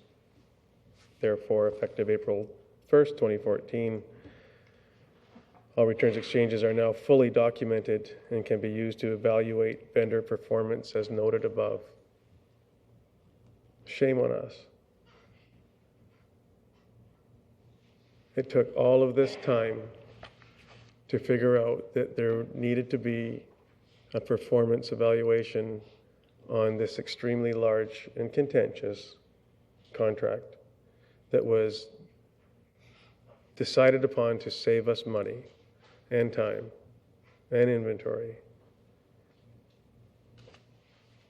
through a sole sourcing agreement. I cannot be convinced through all of the information that we've all had that this was a good deal for the citizens and the taxpayers for a whole lot of reasons. And I'm extremely disappointed that we, in fact, extended it. But now we have a scorecard, some 4+ years later. So I'm really disappointed that we didn't have something more of a paper trail that we could either say it's legitimate or it's not, instead of just saying, well, we don't have one, so we don't know. I'm extremely feeling the same disappointment, and I regrettably will not be able to support even accepting this report for information. Councillor McKay. Thank you, Your Worship. When I was trying to go through the original scorecard report, I did talk to people in the community that I believed had knowledge of this business, and we were using terms like, we saved a bunch of money because we got quick pay discounts, something that all of the suppliers provide. My question is, and this is not probably going to go away, I have a question for our city manager. How can, Mr. City Manager, how can we do something to change this arrangement that gives us on council confidence in this program? Worship, so far, council, the majority of council has had confidence in the process. So unless you give me alternative direction, then I can answer that question. But at this point, council as a body has had confidence in the contract, has had confidence in the review. And we'll see what happens in terms of the recommendations on the amendments we're recommending. But until otherwise, I can't answer that question. Okay. Well, I have some real challenges that we've got at least one extremely dedicated member of council who's been on council for a long time. He's got stacks and stacks and stacks of examples of why this is not a good program, and yet he seems to continuously be disregarded. I don't understand. How can we give him the assurance as a respected member of our council that we're listening to him, that we're willing to look at what he's got to offer? He's got lots better things to do in his life than worry about this contract, but it won't go away. And how can we get confidence in it? Well, if I may, and there'll be other speakers as well, I'm equally concerned. I think we all are about that. But I think the important thing to remember is, though, that we have taken some action. It was maybe late in coming, but it's there. And the scorecard, the balanced scorecard, has been established effective April 1st, 2014. It's not that nothing has happened. I mean, as a result of these allegations, I think council and staff rather have reacted to them and put this in place. But I, for my part, certainly want to see, I think staff has done what it can at this point, and I'm hoping that staff will understand the concern on council and will be prepared to make sure that the scorecards are met, the timelines are met, and we have a very comprehensive explanation from Corex about any of these issues moving forward. I don't know what else we can do at this point. I mean, obviously, we have to do something. And the report I'm concerned about too, and I frankly, I'm a little bit concerned about KPMG. I think that there are auditors, and yet I'm not sure that the information that we received was in a timely fashion. I'm not sure that we've got all the things we could have got from them on this particular issue of Corex I'm talking about. So I will support the staff recommendation that it be received, but I certainly would like to see some conditions put on that as well, because I am uncomfortable as well. Councillor Brennan. Oh, thank you, Your Worship. We received the report from KPMG a couple of months ago, I think it was. Mm-hmm. We all read it. We had a presentation. We questioned the presenter. We reviewed the presenter's credentials. We were satisfied with the credentials. We questioned him on the content of the report. In fact, every council member here had the opportunity to do that. We had a member of the public come and ask questions and put forward a point of view. And we accepted the report. The report said that on the whole, we got good value for our money. It was a good contract, and the contractor was fulfilling what the contractor was supposed to fulfill. As is typical with these kinds of reports, there were some incidents identified that required correction. This is the follow-up. The corrections are suggested. Our staff will be taking those measures, and I think we need to accept the report, and it's not even a veiled suggestion. It's a quite clear suggestion that there has been some wrongdoing If that is the opinion of anyone, and if that individual or individuals has evidence to back that up, then the proper forum for that is to go to the police station, as it always is. As it always is. If there's a suggestion of wrongdoing, report that to the authorities. Otherwise, we have to move on, because one person has not been able to accept the findings and recommendations of the report. Doesn't mean that council has to continue to review that report. We move on, and if there is evidence, then the police should be the ones to review that.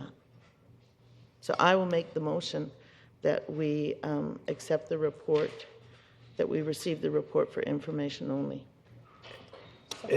There's a motion on the floor currently. There was already one done, I Okay. believe. Yeah, Thank it's you. been moved and seconded already. So, okay, Councillor Kipp.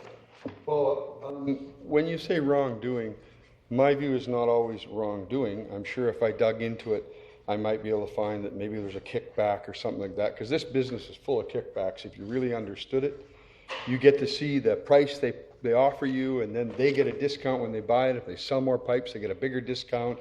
It's all based on volume. If you understood the business, it's not wrongdoing. It's just poor business practices. It's us signing up millions of dollars and not getting the best price. When you say everybody read the report, I know not everybody read the report. One of the people at the mic even saw the person passing notes and saying that. So not everybody reads the reports. It's a bit frustrating for me when I understand this, and I actually think some people don't really get the business practices of this type of contract. So wrongdoing would get me to say maybe they got some hats and some T-shirts, or maybe somebody's getting money when the invoices are there. I'll give them to staff, and maybe they can audit them. It's all there. There's hundreds of them to show. We're getting different prices. Prices are fluctuating, but it seems that we don't want to listen when our reports are a bit bad. When we guessed 30 million, but it might not be 30 million, and we just guesstimate things and we supposition. The savings was done, and the guy even admitted, the Mr. Gunn even admitted it was anecdotal. No proof whatsoever of the savings, but lots of council bought into it, and I appreciate your opinion. Okay, I see no further speakers. It's been moved and seconded. All those in favor?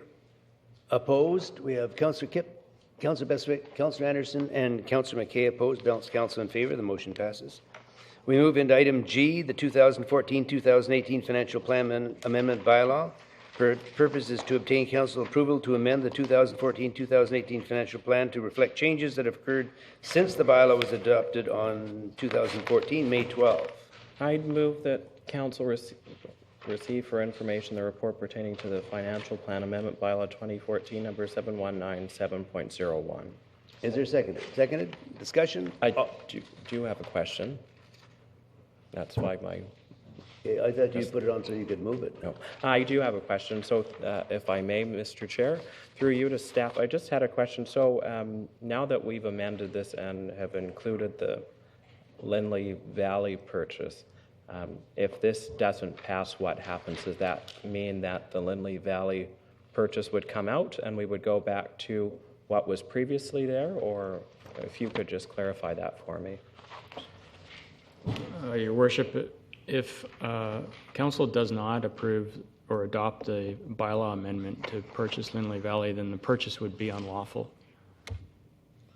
I believe the question, though, was, were you referring to that one piece that has a prior option on it? No, I think Mr. Howitt's answered my question in the sense that if we don't vote in favor of this, that we can't go forward with the Lindley Valley purchase, and therefore that we would go back to what the financial plan bylaw was previously. Correct? Okay, thank you. So it's been moved and seconded. All those in favor? Opposed?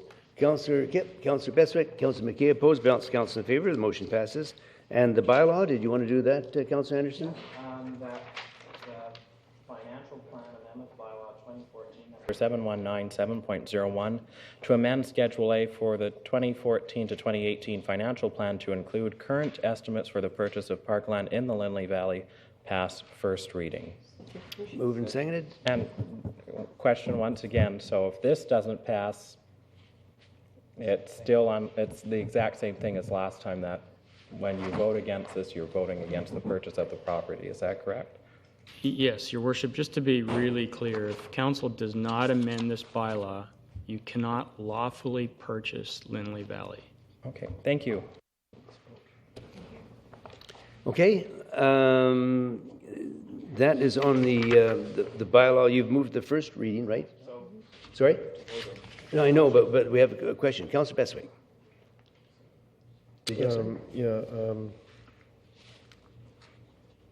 So previously this evening, we voted 8-1 to approve the purchase that's before us. Several weeks ago, I voted against the 2014 to 2018 financial plan without the Lindley Valley in it. So while I, of course, have been an advocate for the purchase of Lindley Valley, although I'm not in favor of our 2014-18 budget, which I made very clear when I voted against it several months or weeks ago, I find this to be a very convoluted process. So, have we removed from that budget that's somewhere in the neighborhood of 190 some odd million dollars, the asset expenditures that would be resultant of not having to move forward with anything in 2014 to 2018 that were on the books? Or the 100 line? Or otherwise? So here I find myself in a conundrum because I want to have the purchase of Lindley Valley, but the majority of stuff that we didn't do, why I voted against it, the budget that is, I find myself in a golden handcuff position because I know somebody's going to come back to me and say, you supported the 2014-18 budget. You supported it. When, in fact, I didn't. So how, I understand this is a political decision that I have to make. Would staff have any comment on whether the asset component, the infrastructure has been taken out of the 14-18 that may have been impacted or not? Who's going? Mr. Swaby, are you going to do it? Or, okay. Your Mr. Worship, Howard. Your Worship, perhaps this will help Councillor Bestwick. The bylaw that's in front of council tonight is an amending bylaw. It amends the 2014 to 2018 financial plan. So what you're voting on tonight is just to amend, it's just a bylaw that amends the financial plan to enable you to purchase Lindley Valley. Thank you. Okay. Yeah, I have a question. Go ahead. Just to be clear on this. So if we don't vote in favor of this, we can't purchase the Lindley Valley. Is that correct? That's correct. Okay, because I think that's very clear. So for me, I'm going to vote in favor of this because I would like to see us move forward with the purchase. Okay. I don't think we need the motion read. It's pretty well self-evident here, I think, since it's printed in front of us, sir. All those in favor? Opposed? Councillor McKay, Councillor Kip?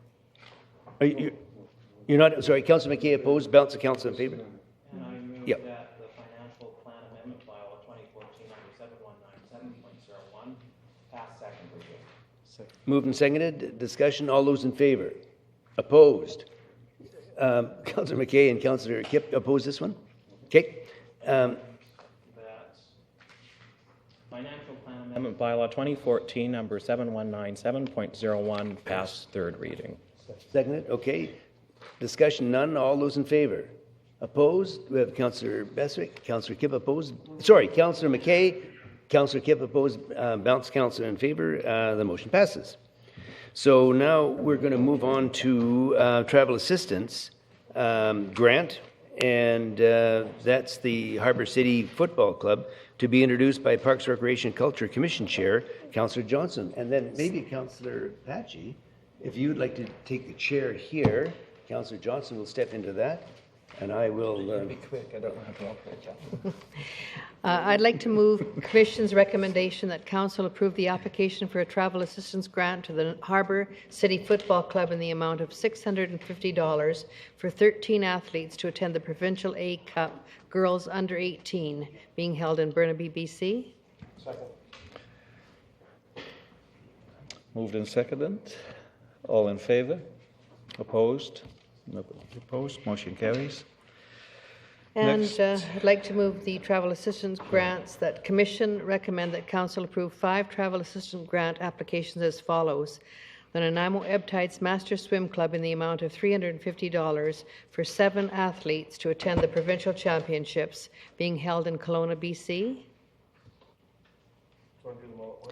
Okay, and the Ebb Tides receive the amount of $700 for 7 athletes to attend the Nanaimo Masters Championship being held in Windsor, Ontario, and for the Ebb Tides to receive the amount of $700 for 7 athletes to attend the FINA World Masters Championships being held in Montreal, Quebec, and for Nanaimo District Senior Secondary boys basketball in the amount of $600 for 12 athletes to attend the 2014 BC High School Boys AAA Basketball Championships being held in Langley, BC, and for Wellington Secondary Band in the amount of $1,000 for 210 band members to attend the Music Fest Canada Nationals being held in Richmond, BC. Okay, seconded. Any discussion? Call the question. All in favour? Opposed? Motion carries. Next we go to Property Maintenance Bylaw 1990, number 3704. Is there anybody present who wished to speak with respect to property maintenance for a property at 390 Chesterley Avenue? I move that Council pursuant to Property Maintenance Bylaw 1990, number 3704, to direct the property owners of 390 Chesterley Avenue to remove the following materials: old metal, wood, glassware, plastic, and miscellaneous debris from the premises within 14 days, or the work will be done by the city or its agents at the owner's cost. Seconded. Second motion. Any discussion? Call the question. All in favour? Opposed? Motion carries. I like it here. Yeah. Thank you very much. Thank you very much. You didn't fool with the chair, did you? Was that... So, where are we at? Just as a matter, you're going to... Bylaws, number 10. Over the page here, are we?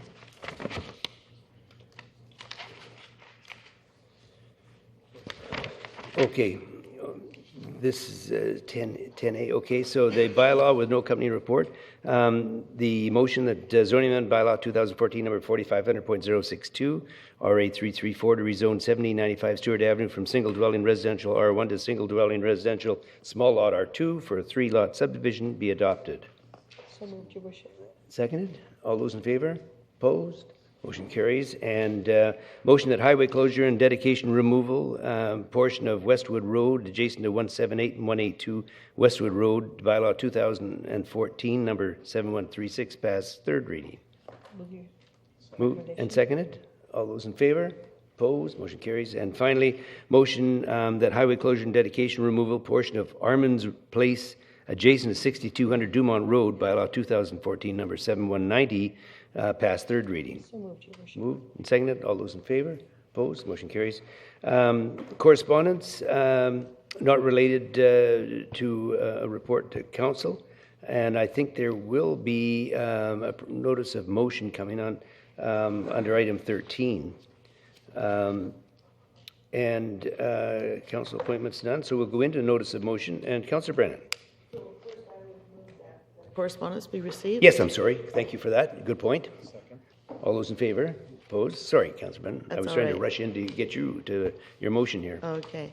Well, I acknowledge that council's expressed concern recently that too often councillors bring forward motions without adequate notice.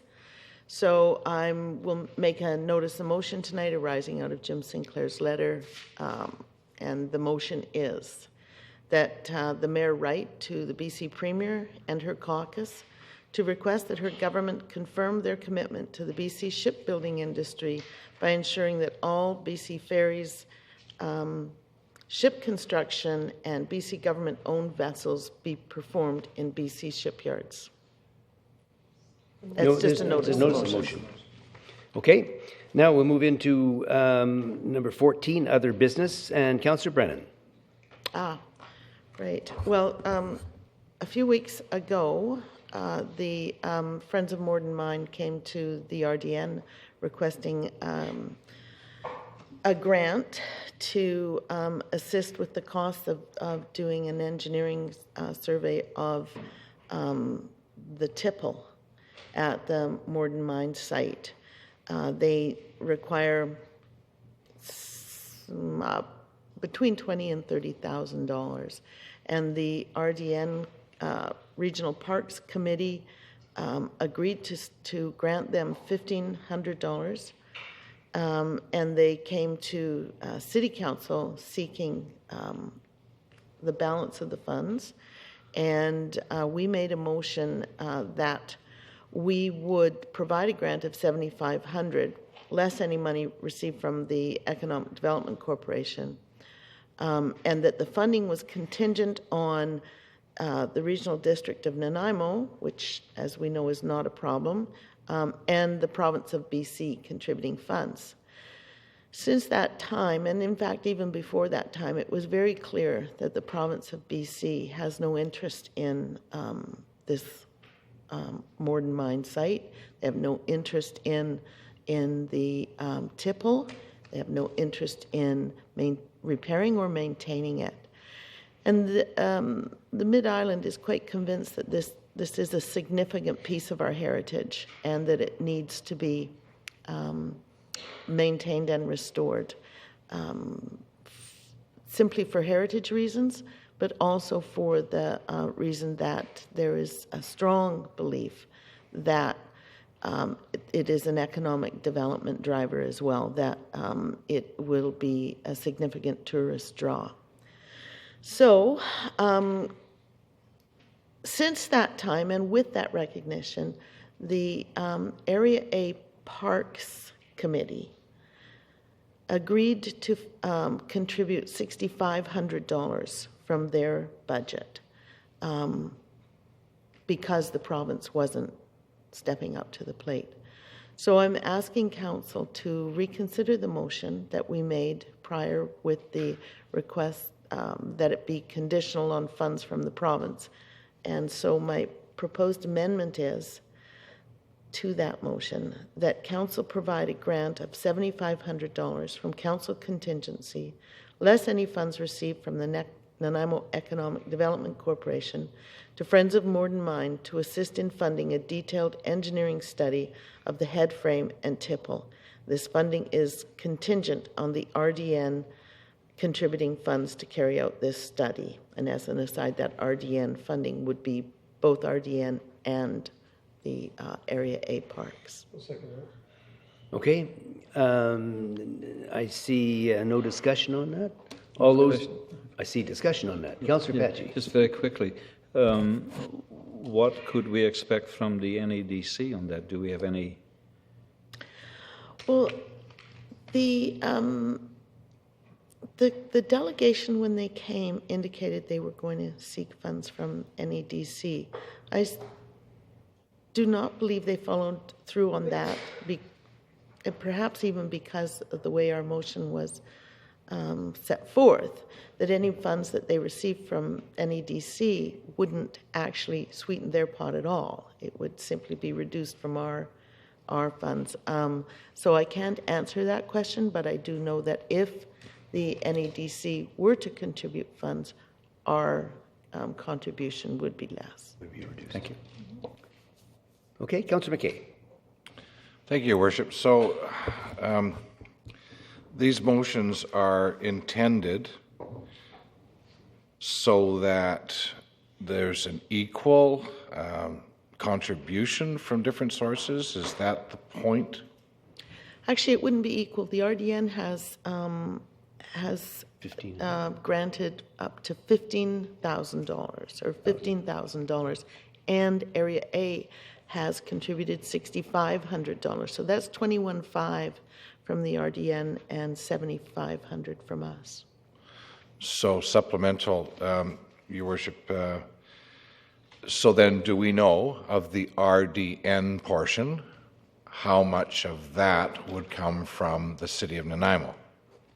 From the regional parks budget, I think it would come, and that's a parcel tax, and so it's not an actual tax on property as opposed to a tax on property. So I think that it would be fairly equal across the board if you considered that the population outside of the city limits up to Deep Bay will also be contributing. So out of 100 and however many parcels there are, do we know what that number is? We don't know that number. Do we know the number of parcels we have in the city of Nanaimo? Your Worship, 35,000 approximately in Nanaimo, and I'm not sure in the region. So these funds are collected every year. I don't think I've got my question answered yet. So nobody can tell us at this point of the contribution, the 15,000 from the RDN parks, what percentage of that comes from the City of Nanaimo, comes within the boundaries of the City of Nanaimo? I can't tell you exactly that, no. So we could essentially be providing a grant of $7,500 plus a large lion's share of the other 15,000. I'm not sure that you could say it would be the lion's share, no. Okay. And I think what you also need to consider is that parcel tax pays for regional parks. It purchased Mount Benson. It purchased parks and trails that are used by Nanaimo users to probably, if you think that we have more greater population, then you could guess that we use that money more. Well, when we're constantly talking about the RDN as kind of this mysterious pot of money over there. It's not that mysterious. Well, you can't tell me how much it is. What do you mean? You cannot tell me of the 15,000 from the regional parks, how much is coming from within the City of Nanaimo? Well, Richard might know. No?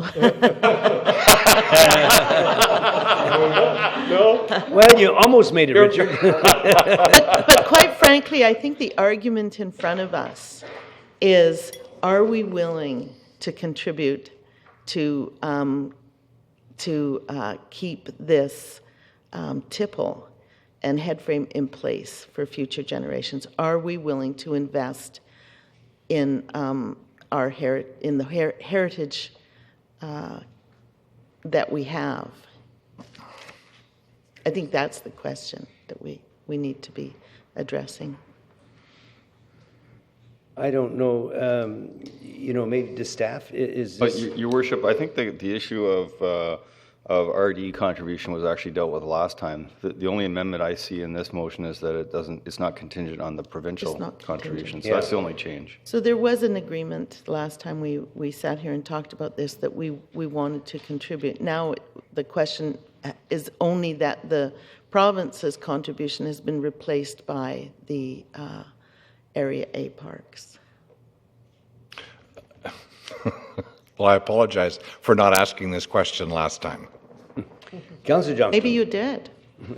I don't know. Oh, Your Worship, I just wanted to say that I would like to support this motion put forward by Councillor Brennan. I think little has been done in this community other than a small monument downtown to recognize the many lives of men and women that lost their lives mining coal for the foundation of this community. And it gives me great pleasure to support this motion and finally have a monument that will last for many, many generations. Hopefully we can get this done and have a heritage attraction for all the community. Thank you. Okay, Councillor Patchy. Thank you. I'll be supporting as well. But correct me if I'm wrong, Councillor Brennan. Is this Modern Mine Business not in a BC provincial park? This is absolutely a provincial park, a BC provincial park. That makes and it- they have expressed no interest in this project That's whatsoever. regrettable, to outside say the least. City of Nanaimo limits, Yeah. too. Okay, thank you. And there's several anomalies here, but I think the expression of council last time was that we want to keep this. Councillor Kipp. Yeah, the heritage talk has me wondering, do we pay as much attention to mining heritage in places in town? Like the Colliery Dam. Or even our Heritage Committee wants it protected. Seemingly. We do. Yeah, That one, pay yeah. attention. Just a Yeah, the point. Heritage Committee was actually quite forceful on that. Okay, I think the motion's on the floor now, and it's been moved and seconded. All those in favor? Opposed? Motion carries. So I'll just add, if I could, that this is 2014 is the 100-year anniversary of the miners' strike. That was a 2-year strike of miners who in essence built the Nanaimo part of this town. So I think it's really fitting that we honor that heritage now. Good point. Okay, we'll move into question period.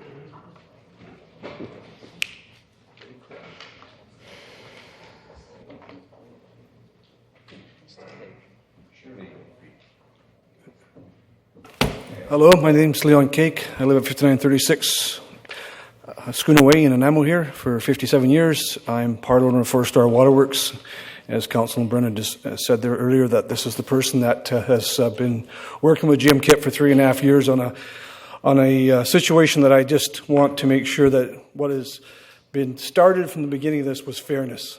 Fairness to something I and other wholesalers thought they were bidding in a contract. So basically, I'm going to start off with the information that Jim has. I'm very disturbed today to hear some information regarding a previous manager of the city. For 3.5 years, I have tried to work professionally and responsibly and ethically to bring this information forward, and have seen things that have brought me a lot of grief in this community within people that think that I'm just a disgruntled vendor that lost a contract. Well, I'm sorry, that's not who I am.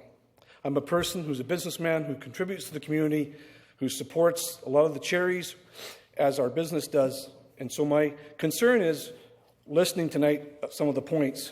This is the real point. Here's where I have an issue. When I bid this contract, I feel the information that was given to us to put this proposal together did not have what's happened after the fact when this contract moved forward. Nowhere did it state that the City of Nanaimo would give the vendor who received this all your business, everything that you buy in the waterworks industry. An example, the water line that went through the park in Harewood, up at the dams, who I passionately care for, that bit of business was $322,000. No bids. Part of the process to say in the matrix of the Corex bid, and I can tell you this, there was nowhere that they were buying this material in that contract. Okay, Mr. Cake, this is question period, so we do need questions. Okay, here's the questions. In regards to what you had tonight, it says here in regards to what the recommendation is from the consultant on the term and supply of the contract. That's what I'm stating, is that in that contract term, it didn't say the city would give them all the material. A good example, Protection Island. All the material for Protection Island was given to Corex. Nobody in my industry was allowed to price that. That's completely, to me, unacceptable, because How do you expect businesses to survive in Nanaimo and the regional district where my business is if we don't get a chance on bidding on these kind of types of material that are not in this contract? They're just given to them. Recommendation of the audit. I want to make something clear here. No manufacturer will give a supplier his costs and say, this is the manufacturer's cost. This is the supplier's cost. So this terminology here, unless they're showing you an invoice, a factory invoice, and saying, this is our manufacturer's cost, well, I can tell you, I've been doing this for 40 years.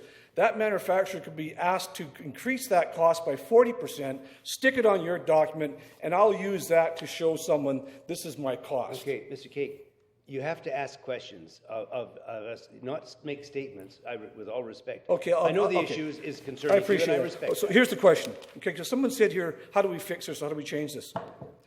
To council, to Mr. Swaby, how do we fix this? Why can we not tender the products that are not in that tender to the wholesale industry, waterworks industry? Why can we not take those items out? Because they're not in the tender. There's not a line item that says, oh, 30-inch gate valve or 30-inch pipe. It's right here. We got a price for it. Why can't we take that material out of this contract and let the wholesalers, businesses like mine, be able to bid these products? Give us a fair chance at these products. The material that you have on that 20-80-20 thing that you use for the RFP, keep on buying that from Corex. But I can tell you, when I sat down with Mr. Gunn, after 3.5 years and hundreds and hundreds and hundreds of invoices, and I created work for him to look at, he didn't care to even look at it. And I spent hours and hours and hours doing spreadsheets showing differential costs, things fluctuating $300-400 each. Was not interested in that. He had a matrix of questions. I had to answer them. That was it. So when someone says they want information, I spent 3.5 years putting this information together with spreadsheets, all kinds of stuff. It wasn't valued. And then I hear this information today. Very disappointing, because I've paid a price in this community to go forward for 3.5 years and keep getting beaten over some fact about losing the water meter to Corex. I've had meetings with the city, and it comes up all the time. Well, has this got anything to do with the water meter and Corex? I go, why do you guys keep why do I carry that cross? Let's let that go. I don't care about Corex and a water meter. I care about the chance to survive by having the ability to bid. So what I'm saying to council, the question is, I heard Councilman Kamen said, how do we deal with this? What can we do? Take the material that you're taking for contracts like Protection Island and let our industry bid it. If you have a job like the Harewood Dam, $322,000 of material, let us bid it. It's not in the contract.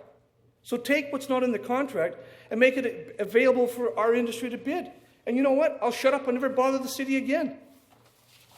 Okay, Thank you for your time. Okay, Councilor Besser, do you want to ask a question for staff? For staff, please. Yeah. No, there's no questions for yourself. Thank you, sir.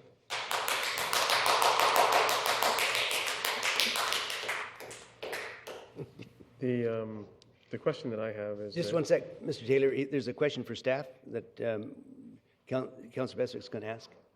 So the RFP that we originally did with Corex, as I understood, had a list of items that were exclusive, and then the items that were not in that list, if you will, were to be treated the same as previously, and that would be that those items would go out for an RFP. And so if I understood the delegation correctly, items that are not on that original contract with Corex are automatically being assigned to Corex. That's what I understood the question to be. And if there's evidence that that is the case, then I would certainly think and or suggest that we need to change or fix that. That is what I thought I heard. And if that is in fact happening, now that we're doing April 1st, 2014 performance checklist, I hope that those things that aren't on there are going out for tender for all people to quote on.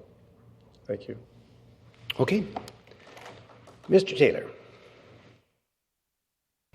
I've been away from the business of purchasing plumbing supplies for a number of years.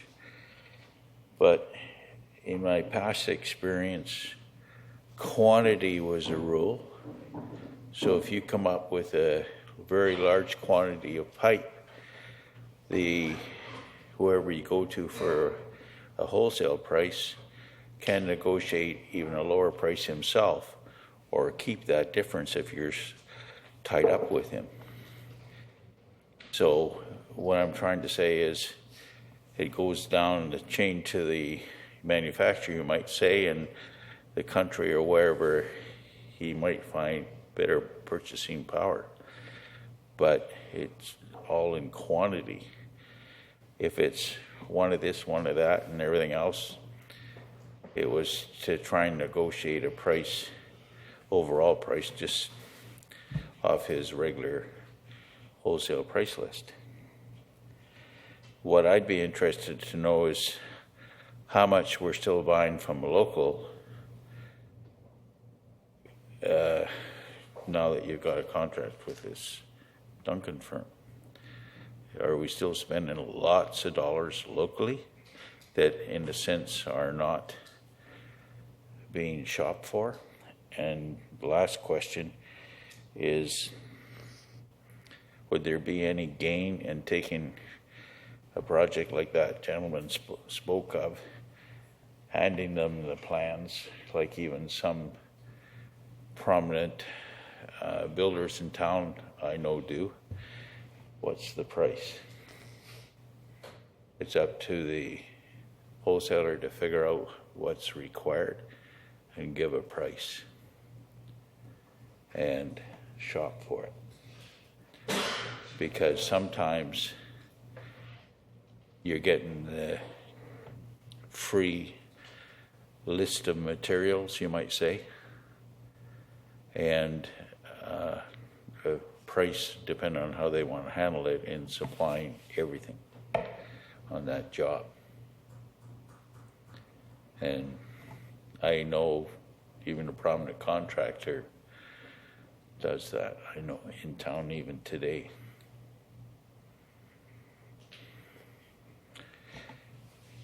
And my last question is, I believe that you have talented people in your building inspection department.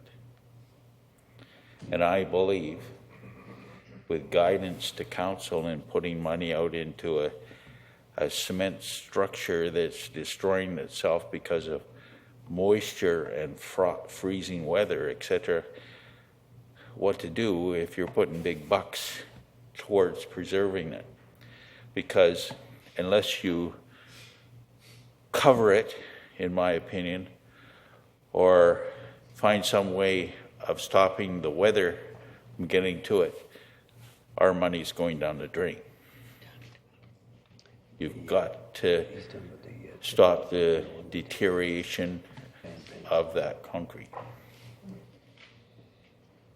Okay, thank you, sir.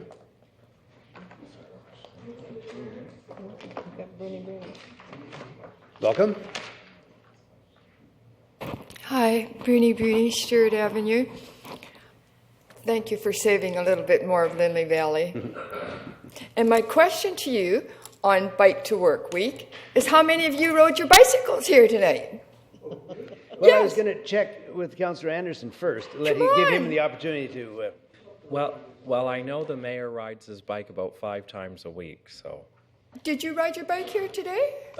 Mayor Rattan, I would expect you to set an example. Well, but I considered it. Did I get any points for that? You considered it. Oh, well, you got the rest of the week. Thank you. Please, are we gonna, who's going to make it? Oh, I thought you were going to make a motion. What the hell's the matter with you guys? Well, they did. Diane made it. I didn't hear it. No. That's all right. Robert Fuller, 3350 Hammond Bay. I'm tickled pink that portions of Lindley Valley have been saved. I'm a little bit disturbed about the process, but I won't get into that here. My question has to do with the reserve accounts. can funds from reserve accounts be used for anything? That is dedicated reserve accounts. There's specific uses dependent on the reserve, and unfortunately, as we mentioned earlier, maybe Mr. Howard, you want to try it? Our finance guy has left, but Your Worship, there's two funding sources in that bylaw amendment. There's reserve funds, which are statutory, created by bylaw. They're very specific on how funds are put into them and how funds are taken out. And there's only, I believe, I don't have it in front of me at the moment, but I believe there's only 2 or 3 that are actual reserve funds. The rest are reserve accounts. And we love in government giving labels to things. So they're either unappropriated surplus or appropriated surplus. And all those reserve accounts are essentially just surplus with labels. So the council at any time can essentially change the label of those funds. Thank you. okay, thank you, sir. Is there a seconder? We stand adjourned. Thank you.